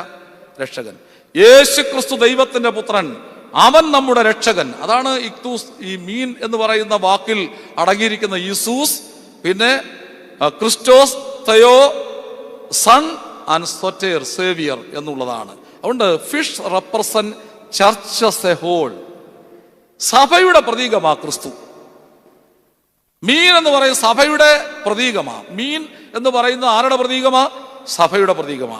അതുകൊണ്ടാ യോന മത്സ്യത്തിന്റെ ഉള്ളിൽ വെച്ച് പ്രാർത്ഥിച്ചു. 3 നോമ്പി പറയും, കല്ലുകൊണ്ട് കെട്ടപ്പെടാത്ത പള്ളിക്കുള്ളിൽ വെച്ച് പ്രാർത്ഥിച്ചയാളാണ് യോന. കല്ലും മണ്ണും കൊണ്ട് കെട്ടിപ്പൊക്കാത്ത ഒരു പള്ളിയായിരുന്നു മത്സ്യത്തിന്റെ വയറ് എന്ന് പറയുമ്പോൾ നമ്മുടെ ആധ്യാത്മികത വളരെ ശ്രേഷ്ഠമാണ്. മീൻ ചോദിച്ചാൽ ആരെ കൊടുക്കരുത്? മീൻ ചോദിച്ചാൽ ആരെ കൊടുക്കരുത്? പാമ്പിന് കൊടുക്കരുത്. മീൻ ചോദിച്ചാൽ ആരെ കൊടുക്കണം? മീനിന് തന്നെ കൊടുക്കണം. ക്രിസ്തുവിനെ ചോദിച്ചാൽ ക്രിസ്തുവിനെ കൊടുക്കാൻ തയ്യാറാകണം. വീണ്ടും നോക്കിയേ, കടലിലെ വെള്ളത്തിലായി മീൻ കഴിയുന്നത്, സംശയമൊന്നുമില്ലല്ലോ അല്ലേ? പക്ഷേ ക്രിസ്ത്യാനികൾക്ക് പൊതുവെ അറിയേണ്ട ഒരു കാര്യം അവിടെ പഠിപ്പിക്കുന്നുണ്ട്. ഈ കടലിലെ വെള്ളത്തിൽ കഴിയുമെങ്കിലും മീന് വെള്ളമെല്ലാം കുടിക്കാറില്ല. കടലിലെ വെള്ളത്തിൽ കഴിഞ്ഞാലും കടലിലെ വെള്ളമെല്ലാം കുടിച്ചു വയറ് തീർപ്പിക്കാറില്ല. ഏത്? അങ്ങനെ മീൻ വയറ് നിറച്ച് വെള്ളം കുടിച്ചിരുന്നെങ്കിൽ ഉപ്പൂടെ ചേർന്ന 2 ഗുണമുണ്ടായിരുന്നു. നമ്മൾ മീൻകറി വെക്കുമ്പോൾ വെള്ളം ഒഴിക്കണ്ടായിരുന്നു, പിന്നെന്തുവാ? ഉപ്പ് ഒഴിക്കണ്ടായിരുന്നു. പക്ഷേ സുലഭമെന്ന് കരുതുന്നതിനെ ഉപേക്ഷിച്ചുകൊണ്ട് അത് തന്റെ രക്ഷയ്ക്ക് മുഖാന്തരമാക്കി തീർക്കുവാനായിട്ടാണ് ഈ മത്സ്യം എപ്പോഴും ചിന്തിക്കുന്നത്. നമ്മൾ ഓർത്തി, മനുഷ്യന് ഇങ്ങനെ കുയിലിനോട് പറയുക, നീ കറുത്തതല്ലായിരുന്നെങ്കിൽ എത്ര നല്ലതായിരുന്നു. മനുഷ്യൻ ചെന്ന് കുയിലിനോട് പറഞ്ഞു, നീ കറുത്തതല്ലായിരുന്നെങ്കിൽ എത്ര നല്ലതായിരുന്നു. ഇച്ചിരി കഴിഞ്ഞപ്പോൾ മനുഷ്യൻ ചെന്ന് സമുദ്രത്തിനോട് പറഞ്ഞു, നിന്റെ വെള്ളം ഇത്ര ഉപ്പില്ലായിരുന്നെങ്കിൽ എത്ര നല്ലതായിരുന്നു. കുയിലിനോട് പറഞ്ഞു, നീ കറുത്തതല്ലായിരുന്നു എത്ര നല്ലതാ. സമുദ്രത്തോട് പറഞ്ഞു, നിന്റെ വെള്ളത്തിൽ ഇത്ര ഉപ്പില്ലായിരുന്നെങ്കിൽ എത്ര നല്ലതാണ്. ഇനിയും ഈ മനുഷ്യൻ ചെന്ന് റോസാ ചെടിയോട് പറയുകയാ, നിന്റെ ഉള്ളിൽ ഇത്രയും മുള്ളില്ലായിരുന്നെങ്കിൽ എത്ര നല്ലതായിരുന്നു. ഇവര് 3 പേരൂടെ എഴുന്നേറ്റ് വന്നിട്ട് 3 പേരും കൂടെ മനുഷ്യനോട് പറഞ്ഞു. എന്താ പറഞ്ഞെന്നറിയാമോ? നിന്നിൽ മറ്റുള്ളവരുടെ കുറവുകളും കുറ്റങ്ങളും നോക്കുന്ന ഈ ശീലമില്ലായിരുന്നെങ്കിൽ നീ എത്ര നല്ലത് ആയിരുന്നു. നമ്മളിങ്ങനെ പൂർണ്ണരാകാൻ ആഗ്രഹിക്കുന്നവരാ, പക്ഷെ അപൂർണതയെ നമ്മൾ സമ്മതിക്കുകയില്ല. ചില അപൂർണതകൾ നമ്മുടെ ആധ്യാത്മികതയാ. ചില പാപ സ്വഭാവം അല്ലെങ്കിൽ പാപിയാണെന്നുള്ള ബോധം നമ്മുടെ ആധ്യാത്മികതയാ. അപ്പൊ ഇവിടെ നോക്കിയേ, ഈ സമുദ്രത്തിലെ കിടക്കുന്നുവെങ്കിലും മത്സ്യത്തിന്റെ പ്രത്യേകതയാണ് അതെല്ലാം കുടിക്കാറില്ല. ഇതുപോലെ നമ്മൾ ഈ ലോകത്ത് ഒത്തിരിയും കാര്യങ്ങളൊക്കെ ഉണ്ടാകും. നമ്മളിതെല്ലാം ഒക്കെ ആർജിക്കാനായിട്ട് പ്രത്യേകം ശ്രദ്ധിക്കരുത്. ഈ ലോകത്ത് മീഡിയകളിലൂടെ ഒളിഞ്ഞിരിക്കുന്ന ഒളിക്യാമറകൾ വളരെ ശ്രദ്ധേയമാണ്. നല്ലവരെന്ന് തോന്നുന്ന മനുഷ്യരെ പോലും വഴിതെറ്റിച്ച് കളയുന്ന ഒരു അപജ വഴിയിലൂടെ യാത്ര ചെയ്യാനൊക്കെ ഇടയാകുന്ന അനുഭവം ഉണ്ടാകും. അതുകൊണ്ട് കടലിലെ വെള്ളത്തിൽ കഴിയുന്ന മീന് ആ വെള്ളം മുഴുവനും കുടിക്കാത്തതുപോലെ ഈ ലോകത്ത് മനുഷ്യര് നിയന്ത്രണ വിധേയരായി ജീവിക്കുവാനായി സാധിക്കണം. തിങ്കളാഴ്ച പ്രഭാത പ്രാർത്ഥനയിലൂടെ എഴുതി വച്ചിരിക്കുകയാണ്, ആഴിയുടെ കീഴിലുള്ള അഗാധ ഗർത്തങ്ങളിൽ നിന്ന് യൗനാൻ നിബിയോടുകൂടെ ഞാനും നിലവിളിക്കുക. എന്തെന്നാൽ പ്രവാഹങ്ങൾ എന്നെ വളഞ്ഞു, സംഹാരജീവി എന്നെ വിഴുങ്ങിക്കളഞ്ഞു, സമുദ്രത്തിന്റെ ഉള്ളിൽ ഞാൻ മുങ്ങിപ്പോയിരിക്കാൻ ഇതാ ഞാൻ നിസ്സഹായനായി പോയി. ആകയാൽ എന്റെ ജീവന്റെ പ്രശംസയായ യേശു തമ്പുരാനെ എന്നെ നാശത്തിൽ നിന്ന് കോരിയെടുക്കണേ. നമ്മൾ ഓരോ നിമിഷവും പ്രാർത്ഥിക്കണം. നാശത്തിൽ വീണു പോകാനുള്ള സാധ്യത ഏറെയുണ്ട്. ഇന്നലെ ഒരു പഠനം ഞാൻ കണ്ടു. അതിൽ പറയുന്നത്, ഈ കടല് ഒക്കെ കാണാൻ പോകുമ്പോൾ ആ കടലിന്റെ അവിടുത്തെ മുക്കുവരായ ആളുകളൊക്കെ ചിലപ്പോൾ പറയും അങ്ങോട്ടങ്ങോട്ട് പോകല്ലേ എന്നൊക്കെ പറയും. ചില കടലിൽ പോകുമ്പോൾ അതിന്റെ ഗാർഡിനൊക്കെ നിന്ന് വിസിലടിക്കും. അങ്ങനെയുള്ള എന്താണെന്നറിയാമോ, ഈ വെള്ളത്തിനൊരു ആകർഷണമുണ്ട്. അവരിലേക്ക് വരുന്നവരെ ആകർഷിക്കുന്ന ഒരു തലം വെള്ളത്തിനുണ്ട്. അതിന്റെ അപായങ്ങളിൽ പോയി വീഴരുതെന്ന പ്രാർത്ഥനകളിലൊക്കെ എഴുതി വെച്ചിരിക്കുന്നേ. 14 വയസ്സുള്ള ജിതിൻ എന്ന് പറയുന്ന ഒരു കുഞ്ഞ്, ഞാനിരുന്ന ഒരു പള്ളിയില് ഒരു ദിവസം അവൻ കടൽ കാണാൻ പോയി. അവനെ കാണാനില്ല. പിന്നെ പലരും അന്വേഷിച്ച് ആ സ്പോട്ട് കണ്ടിട്ട് ആ ചെളിയിൽ ആ മഡിൽ ആഴ്ന്നു പോകുന്നതല്ലാതെ അവന്റെ മൃതശരീരം പോലും കിട്ടുകയില്ല എന്നുള്ളത് ഉറപ്പിച്ചു കഴിഞ്ഞു. ആ വീട്ടില് പള്ളിയിൽ അച്ഛൻ എന്നുള്ള രീതിയിൽ ചെല്ലുമ്പോ തേങ്ങിക്കരയുന്ന പൊട്ടിക്കരയുന്ന അമ്മയുടെ മുമ്പിൽ 14 വയസ്സുള്ള ഈ കൊച്ചൻ, ആവശ്യമില്ലാത്ത ഒരു കാര്യങ്ങൾക്കും ഇടപെടാത്ത ഒരു കൊച്ചൻ, വീട്ടിലെ കാര്യങ്ങൾ നന്നേ ശ്രദ്ധിക്കുന്ന കൊച്ചൻ, പശുവിന് പുല്ല് പറിച്ചു കൊടുക്കുന്ന കൊച്ചൻ, ചാണകം വാരുന്ന കൊച്ചൻ, അമ്മയ്ക്ക് ഏറെ സഹായമായി അപ്പന്റെ അപര്യാപ്തതകൾ പരിഹരിക്കുവാൻ കൂടെ നിൽക്കുന്ന കൊച്ചൻ. അവൻ നഷ്ടപ്പെട്ട അമ്മയെ ആശ്വസിപ്പിക്കുവാൻ ഒരു വാക്കുമില്ല. പ്രാർത്ഥിക്കാമെന്ന് നമ്മൾ പൊതുവെ പറയാം, പക്ഷേ ഇവിടെ ഒരു വാക്കുമില്ലാത്ത നിമിഷങ്ങളിൽ ഇവൻ ആണ്ടുപോയിരിക്കുന്നത് വലിയ ചെളിയിലാണ്. അവന്റെ മൃതശരീരം പോലും കിട്ടുകയില്ല എന്ന് പറയപ്പെടുന്ന അനുഭവത്തിലാണ്. രണ്ടാമത്തെ ദിവസം അവനെ ചൂണ്ടയിടുന്ന മുക്കുവർ അവരുടെ വലയിൽ കുരുങ്ങിയത് ഒരു മീനല്ല, ഒരു മനുഷ്യരാണെന്ന് മനസ്സിലാക്കിയിട്ട് ആ മുക്കുവർ അവരുടെ വള്ളത്തിൽ നിന്നുകൊണ്ട് ഒരു കൈ കൊണ്ട് ഈ വലയധികം അനങ്ങാതെ മറ്റേ കൈ കൊണ്ട് കയ്യിലിരിക്കുന്ന മൊബൈൽ വിളിച്ച് അവര് കോസ്റ്റൽ ഗാർഡ് വരുന്നതുവരെ അവരുടെ സഹനത്തിന്റെ വഴിയിൽ നിന്നുകൊണ്ട് ഈ കുഞ്ഞിനെ, അവൻ മരിച്ചുപോയെങ്കിലും അവന്റെ മൃതശരീരത്തെ അന്ത്യമായ ഒരു അഭിലാഷത്തിന് വേണ്ടി കിട്ടുന്ന ഒരു അനുഭവം എൻ്റെ ജീവിതത്തിൽ ഉണ്ടായത് ഞാൻ ഓർത്തു പോവുകയാണ്. ആഴങ്ങളിൽ നിന്ന് നിലവിളിക്കുന്ന ജീവിതത്തിന്റെ അനുഭവങ്ങൾ വളരെ ശ്രദ്ധേയമാണ് എന്നുള്ളത് പ്രത്യേകം ഓർക്കുക. അതുകൊണ്ടാണ് നമ്മുടെ ശീമാ നമസ്കാരത്തിൽ വ്യാഴാഴ്ച എഴുതി വച്ചിരിക്കുന്നത് ഇങ്ങനെയാണ്: നിനുവയിലെന്നോണം ഞങ്ങളിലലിയണമേ, വിമുഖത പാപികളാം ഇവരിൽ കാട്ടിയിടരുതേ. ആഴത്തി നടിയാർ നിന്നെ വിളിക്കുന്നു, യോനയ്ക്കെന്നതുപോൽ ഞങ്ങൾക്കുത്തരമരുൾകാം. ഈ കലാലയ വർഷമൊക്കെ ആരംഭിക്കുകയാണല്ലോ. അമ്മമാര് കണ്ണുനീരോടെ ആഴത്തി നടിയാർ നിന്നെ വിളിക്കുന്നു, യോനയ്ക്കുത്തരം തന്നതുപോലെ തമ്പുരാനെ ഉത്തരവരുളണമേ. ഞങ്ങളുടെ കുട്ടികളുടെ പുറകെ നടന്ന് അവരുടെ വികൃതികൾ കണ്ട് നമ്മുടെ മനസ്സ് ആലസ്യപ്പെടുകയല്ല വേണ്ടത്. നമ്മുടെ കുഞ്ഞുങ്ങൾക്ക് വേണ്ടി പ്രാർത്ഥിക്കണം, നമ്മുടെ തലമുറകൾക്ക് വേണ്ടി പ്രാർത്ഥിക്കണം, നഷ്ടപ്പെട്ടു പോകുന്നവർക്ക് വേണ്ടി കണ്ണുനീരോടെ പ്രാർത്ഥിക്കണം. അവിടെ ദൈവത്തിന്റെ കൃപയുണ്ടാകും. മത്സ്യത്തെ പിന്നെ നോക്കിയപ്പോൾ മത്സ്യത്തിൻ്റെ പ്രത്യേകത അറിയോ? നല്ല വേഗതയാത്. എന്തോ രസമാ മത്സ്യം പോകുന്നത് കണ്ടാൽ. അതിനെ കണ്ടു നിൽക്കാൻ ഒരുപക്ഷെ അതൊരു രോഗമായി നമ്മുടെ യുവാക്കളിൽ വന്നപ്പോഴാണ്. എല്ലാം ഉണ്ടായിട്ടും തൻ്റെ വീട് വിട്ടിറങ്ങി ചൂണ്ടയെടുത്തോണ്ട് ചിലയിടത്തൊക്കെ ചെന്ന് വെള്ളപ്പാച്ചിലിൽ വീട് പോകുന്നുണ്ട് ഇപ്പോഴ്. ഓർത്തു നോക്കിയേ, ആ വീട്ടിൽ യവൻ കൊണ്ടുവച്ച മീനൊന്നും കറി വെച്ചിട്ടൊന്നും സാധിക്കാനല്ല. അമ്മമാരെ നിരാശപ്പെടുത്തുന്ന, ചെറുപ്പത്തിലുള്ള യുവതിയായിരിക്കുന്ന ഭാര്യയെ നിരാശപ്പെടുത്തുന്ന, അങ്ങനെ സമൂഹത്തെ ആകെ നിരാശപ്പെടുത്തുന്ന ഒരു തലമുറ വളരുന്നുണ്ട്. പക്ഷേ മത്സ്യം എന്ത് വേഗതയിലാണ് പോകുന്നത് തൻ്റെ ജീവിതം. അത് നമ്മുടെ ജീവിതത്തിൽ കണ്ടുപിടിക്കേണ്ട ഒരു കാര്യമാണ്. ഇന്നലേക്കാൾ ഇന്നു ഞാൻ പ്രിയൻ നാടിനോട് ഏറ്റവും അടുത്തു എന്നുള്ള ആ വേഗതയുടെ അനുഭവം നമ്മുടെ ജീവിതത്തിൽ ഉണ്ടാകണം. ഇച്ചിരൂടെ വേഗത, ഇന്നലത്തേക്കാൾ ഇച്ചിരൂടെ വേഗത. അങ്ങനെ വരുമ്പോൾ പ്രായം കൂടിയാലും യൗവനമായിരിക്കും നമ്മൾ, അല്ലേ? പ്രായമേറെ കൂടിയാലും യൗവനമായിരിക്കും. കാരണം അമ്മച്ചി വന്നിരിക്കുന്നുണ്ടോ നമ്മുടെ പള്ളിയിൽ ഒരു അലങ്കാരമായി ചട്ടയും മുണ്ടും കൊടുത്ത് അമ്മച്ചി വന്നിരിക്കുന്നുണ്ടോ? അമ്മച്ചിക്ക് പല്ലൊന്നുമില്ലെങ്കിലും ആ ചിരിയും സന്തോഷത്തോടെ വചനത്തെ സ്വീകരിക്കുന്ന ഒരു ഉല്ലാസം, ഒരു ഉത്സാഹം ജീവിതത്തിൽ ഓർക്കണം. അപ്പൊ വേഗത കൂടുതൽ നമുക്കുണ്ടാകണം. കുറച്ചുകൂടെ ഇന്നലത്തേക്കാൾ കുറച്ചുകൂടെ സ്പീഡിൽ പോകണം. അത് ചില കാര്യങ്ങളിൽ ചിലർക്ക് വേഗതയുണ്ട്. കുണ്ടുകുലുക്കി പക്ഷിയെ പോലെ ചിലരിങ്ങനെ ഓടുക, ഒരു കാര്യമില്ല. അവിടെ ചില അമ്മമാർ പറഞ്ഞു കേട്ടിട്ടുണ്ട് 100 കൂട്ടം ജോലിന്ന് 2 എണ്ണം ചെയ്ത് 98 പറഞ്ഞു കേട്ടിട്ടില്ല. എപ്പോഴും പറയാം 100 കൂട്ടം ജോലി എന്ന് പറയുക. നമ്മുടെ ജീവിതത്തിന് കുറച്ചുകൂടെ വേഗത വരട്ടെ. നമുക്ക് കുറച്ചുകൂടെ വേഗത ജീവിതത്തിന് അർത്ഥവത്തായി. നമുക്ക് എന്തായാലും നമ്മൾ എന്തായാലും ഒരിക്കൽ മരിക്കും, അല്ലേ? ചില ഈ ഇരുമ്പ് ആയുധങ്ങളെ കുറിച്ച് പറയും. ഇരുമ്പ് ഉപയോഗിക്കാതിരുന്നാൽ തുരുമ്പിച്ച് അതില്ലാതാവും. ഉപയോഗിച്ചാലോ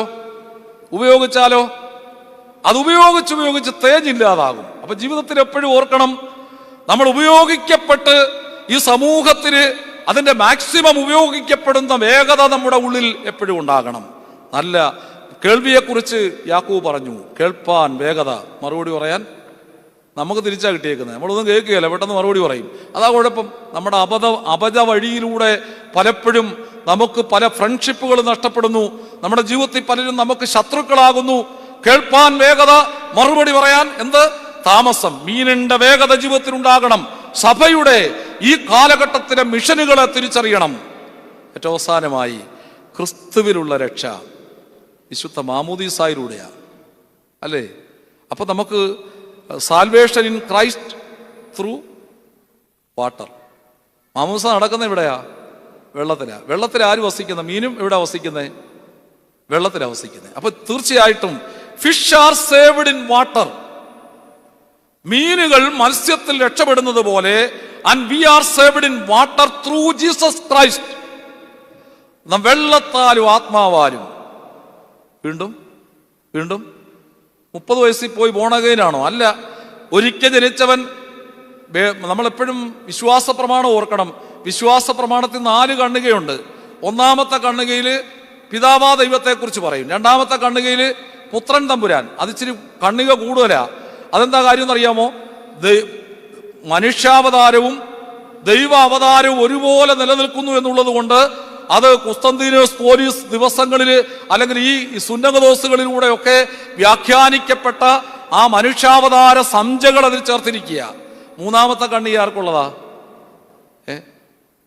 മൂന്നാമത്തെ കണ്ണിക ആർക്കുള്ളതാ? പരിശുദ്ധാത്മാവിന്, അല്ലെ? സകലത്തെയും ജീവിപ്പിക്കുന്ന എന്ന് പറഞ്ഞു, സകലത്തെയും ജീവിപ്പിക്കുന്ന. അപ്പൊ ഇവിടെ ആത്മാവുണ്ട്, ഇവിടെ ജീവനുണ്ട്.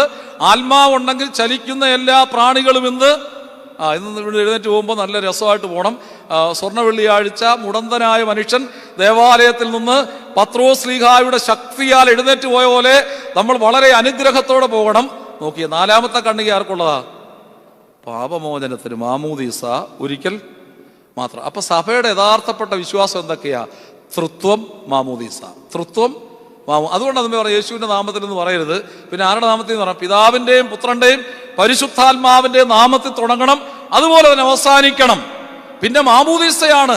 മാമോദീസായുടെ പ്രത്യേകത അത് വെള്ളത്തിലാണ് മാമോദീസ മുങ്ങുന്നതെന്നുള്ളത് കൊണ്ട് തീർച്ചയായിട്ടും ആ വെള്ളത്തിൽ ക്രിസ്തുവിൽ കൂടെ നമുക്ക് ലഭിച്ച രക്ഷയെക്കുറിച്ച് ബോധ്യം വേണം. 1 പത്രോസിന്റെ ലേഖനം 3-ാം അധ്യായം 20-21 വാക്യങ്ങൾ വളരെ നിങ്ങൾക്ക് പരിചിതമാണ്. ആ പെട്ടകത്തിൽ അല്പജനം എന്ന് വെച്ചാൽ 8 പേര്. അല്പജനം എന്ന് വെച്ചാൽ എത്ര പേരുണ്ട്? ഏത് പെട്ടകമാ? നോഹയുടെ പെട്ടകം. അവിടെ നോഹയും ഭാര്യയും പിന്നെ ഷേം, ഹാം, യാഫത്ത് എന്ന് പറയുന്ന 3 പേര്, അവരുടെ ഭാര്യമാര്. അപ്പൊ എത്ര പേരായി?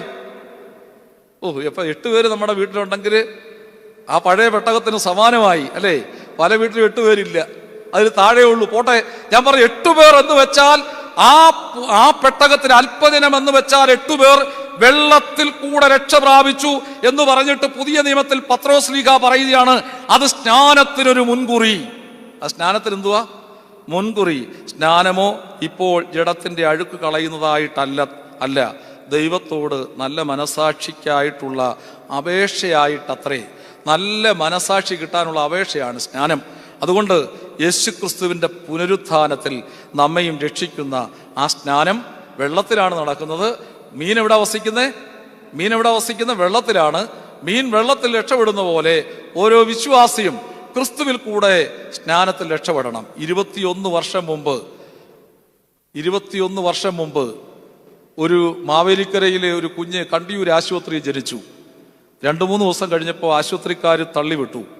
ആ കുട്ടിയെ പുഷ്പഗിരി മെഡിക്കൽ കോളേജ് ആശുപത്രിയിൽ കൊണ്ടുപോയി. ഒരു ദിവസം കഴിയുന്നതിന് മുമ്പ് ആ കുട്ടിയെക്കുറിച്ച് ഡോക്ടർമാർ പറഞ്ഞു, ഈ കുട്ടി 24 മണിക്കൂർ വരെ ജീവിച്ചിരിക്കുകയുള്ളൂ, മരിച്ചു പോകും. അപ്പോൾ ഈ കുട്ടി മരിച്ചു പോകും എന്നുള്ളത് വളരെ കൺഫേം ആയപ്പോൾ ആ കുട്ടിയുടെ അപ്പൻ്റെ അപ്പൻ കരഞ്ഞുകൊണ്ട് പള്ളിയിൽ വന്നിട്ട് പറഞ്ഞു, എങ്ങനെയും എൻ്റെ കുഞ്ഞിനെ മാമോദീസ മുക്കണം. എന്നിട്ട് ഈ കുഞ്ഞിനെ മാമോദീസ മുക്കി ആ കുഞ്ഞ് മരിക്കുമ്പോൾ ഈ പള്ളിയുടെ സെമിത്തേരിയിൽ അടക്കണം. അന്ന് മാവേലിക്കര ഭദ്രാസനത്തിന്റെ അധിപൻ പൗലോസ് മാർ പക്കൂമോസ് തിരുമേനിയാണ്. തിരുമേനിയോട് ഈ കാര്യമൊക്കെ പറഞ്ഞപ്പോൾ തിരുമേനി പറഞ്ഞു, കുഴപ്പമില്ല, ബേസിനുമൊക്കെ കരുതി ചൂടുവെള്ളവും തണുത്ത വെള്ളവും ഒക്കെ എടുത്ത് അവിടെ ചെന്ന് മാമോദീസ നടത്താൻ പറഞ്ഞു. മാമോദീസ നടത്തുമ്പോൾ പുഷ്പഗിരി ആശുപത്രിയുടെ ICUവിൽ ഒരു മരിക്കാൻ പാകമായി കിടക്കുന്ന കുഞ്ഞിൽ റൂഷ്മ ചൊല്ലുമ്പോൾ യഥാർത്ഥത്തിൽ ഒരു മാമോദീസ അതിന് മുമ്പും പിമ്പും ഞാൻ നടത്തിയിട്ടില്ല. ശരിയായിട്ടും നടത്തിയിട്ടുണ്ട്, അത് മറ്റൊരു തലത്തിലായിരിക്കാം. ഇത് വളരെ വേദനയോടെ ഒരു മാമോദീസ നടത്തി. ആ കുഞ്ഞിൻ്റെ മാമോദീസ നടത്തി ഞാൻ പുറത്തിറങ്ങി നഴ്സുമാരോടും ഡോക്ടർമാരോടും ഒക്കെ സംസാരിച്ചു. കുറച്ചു നേരമൊക്കെ അവിടെ നിന്നു. പിന്നെ അതിനെ ഇങ്ങനെ എപ്പോഴും മണിക്കൂറുകൾ ഞാൻ വിളിച്ചുകൊണ്ടിരുന്നു. വീട്ടിൽ അതിൻ്റെ ചുമതലപ്പെട്ട ആശുപത്രിയിലുള്ളവർ വിളിച്ചുകൊണ്ടിരുന്നു. 1 ദിവസം കഴിഞ്ഞു, 2 ദിവസം കഴിഞ്ഞു, 48 മണിക്കൂർ പറഞ്ഞു, 3 ദിവസം പറഞ്ഞു, 5 ദിവസം പറഞ്ഞു. ഇന്നും നമ്മുടെ മദ്ബഹായിലെ ഒരു ശുശ്രൂഷകനായി ആ കുട്ടി ജീവിച്ചിരിക്കുന്നു എന്നുള്ളതാണ് കൂദാശയുടെ വലിയ സത്യം. അതുകൊണ്ട് മാമോദീസ എന്ന് പറയുന്നത് ആഘോഷിക്കാനുള്ള ഒരു തലമല്ല. ചിലപ്പോഴൊക്കെ ഞാൻ കണ്ടിട്ടുണ്ട്, ചില ആമ്പിള്ളാർ വിളിക്കും, ഗൾഫിൽ നിന്ന് വിളിച്ചിട്ട് പറയും, അച്ഛാ പ്രാർത്ഥിക്കണേ, ഭാര്യ ഡെലിവറി സമയം അടുത്ത് വരുന്നു. ഞാൻ തമാശയ്ക്ക് തിരിച്ച് പലരോടും ചോദിച്ചിട്ടുള്ള ഒരു ചോദ്യമാണ്, എടാ നീ എന്നാ വരുന്നേ? അപ്പൊ അവൻ പറയും, ഞാനെന്തിനാ അച്ഛാ ഇപ്പൊ വരുന്നേ? ഞാൻ വരും. എപ്പോഴാ? മാമോദീസായിക്ക് വരും, സെലിബ്രേറ്റിംഗ് മൂഡിൽ വരും. മനസ്സിലായില്ലേ? സെലിബ്രേറ്റ് ചെയ്യാനായി നമ്മുടെ കൂദാശകളെ പരിമിതപ്പെടുത്തിയപ്പോൾ എവിടൊക്കെയോ നഷ്ടപ്പെട്ട ഒരനുഭവം. അവിടെ മീൻ ചോദിച്ചാൽ നമ്മൾ എന്തിനെ കൊടുക്കരുത്? പാമ്പിനെ കൊടുക്കരുത്. ദോഷികളായ നിങ്ങളുടെ മക്കൾക്ക് നല്ല ദാനങ്ങളെ കൊടുക്കാൻ അറിയുന്നെങ്കിൽ സ്വർഗത്തിലെ പിതാവ് അനുദിനം പുതുക്കുന്ന പരിശുദ്ധാത്മാവിനെ നമ്മുടെ ജീവിതത്തിൽ തന്നുകൊണ്ടേയിരിക്കും. ആത്മാവിന്റെ പുതുക്കത്തിൽ ഈ പുതു അനുഭവങ്ങൾ നേടുവാൻ പരിശുദ്ധാത്മാവ് എല്ലാവരെയും സഹായിക്കട്ടെ എന്ന് പ്രാർത്ഥിച്ചുകൊണ്ട് ഒരവസരം കൂടെ പരുമലയിൽ ധ്യാനത്തിന് ലഭിച്ചതിൽ അങ്ങേയറ്റം ദൈവത്തിന് നന്ദി സമർപ്പിച്ചുകൊണ്ട് എന്നെ ക്ഷണിച്ച റമ്പാച്ചനോടും എല്ലാ വന്ദ്യരായ വൈദിക ശ്രേഷ്ഠരോടും ശ്രദ്ധ തന്ന്, ശ്രവണം തന്ന്, കണ്ണ് തന്ന്, മൂക്ക് തന്ന്, നാക്ക് തന്ന് സ്പർശനാത്മകമായിരുന്ന ഈ ജനത്തോടും നന്ദി സമർപ്പിച്ചുകൊണ്ട് വാക്കുകൾ നിർത്തുന്നു. ദൈവം അനുഗ്രഹിക്കട്ടെ.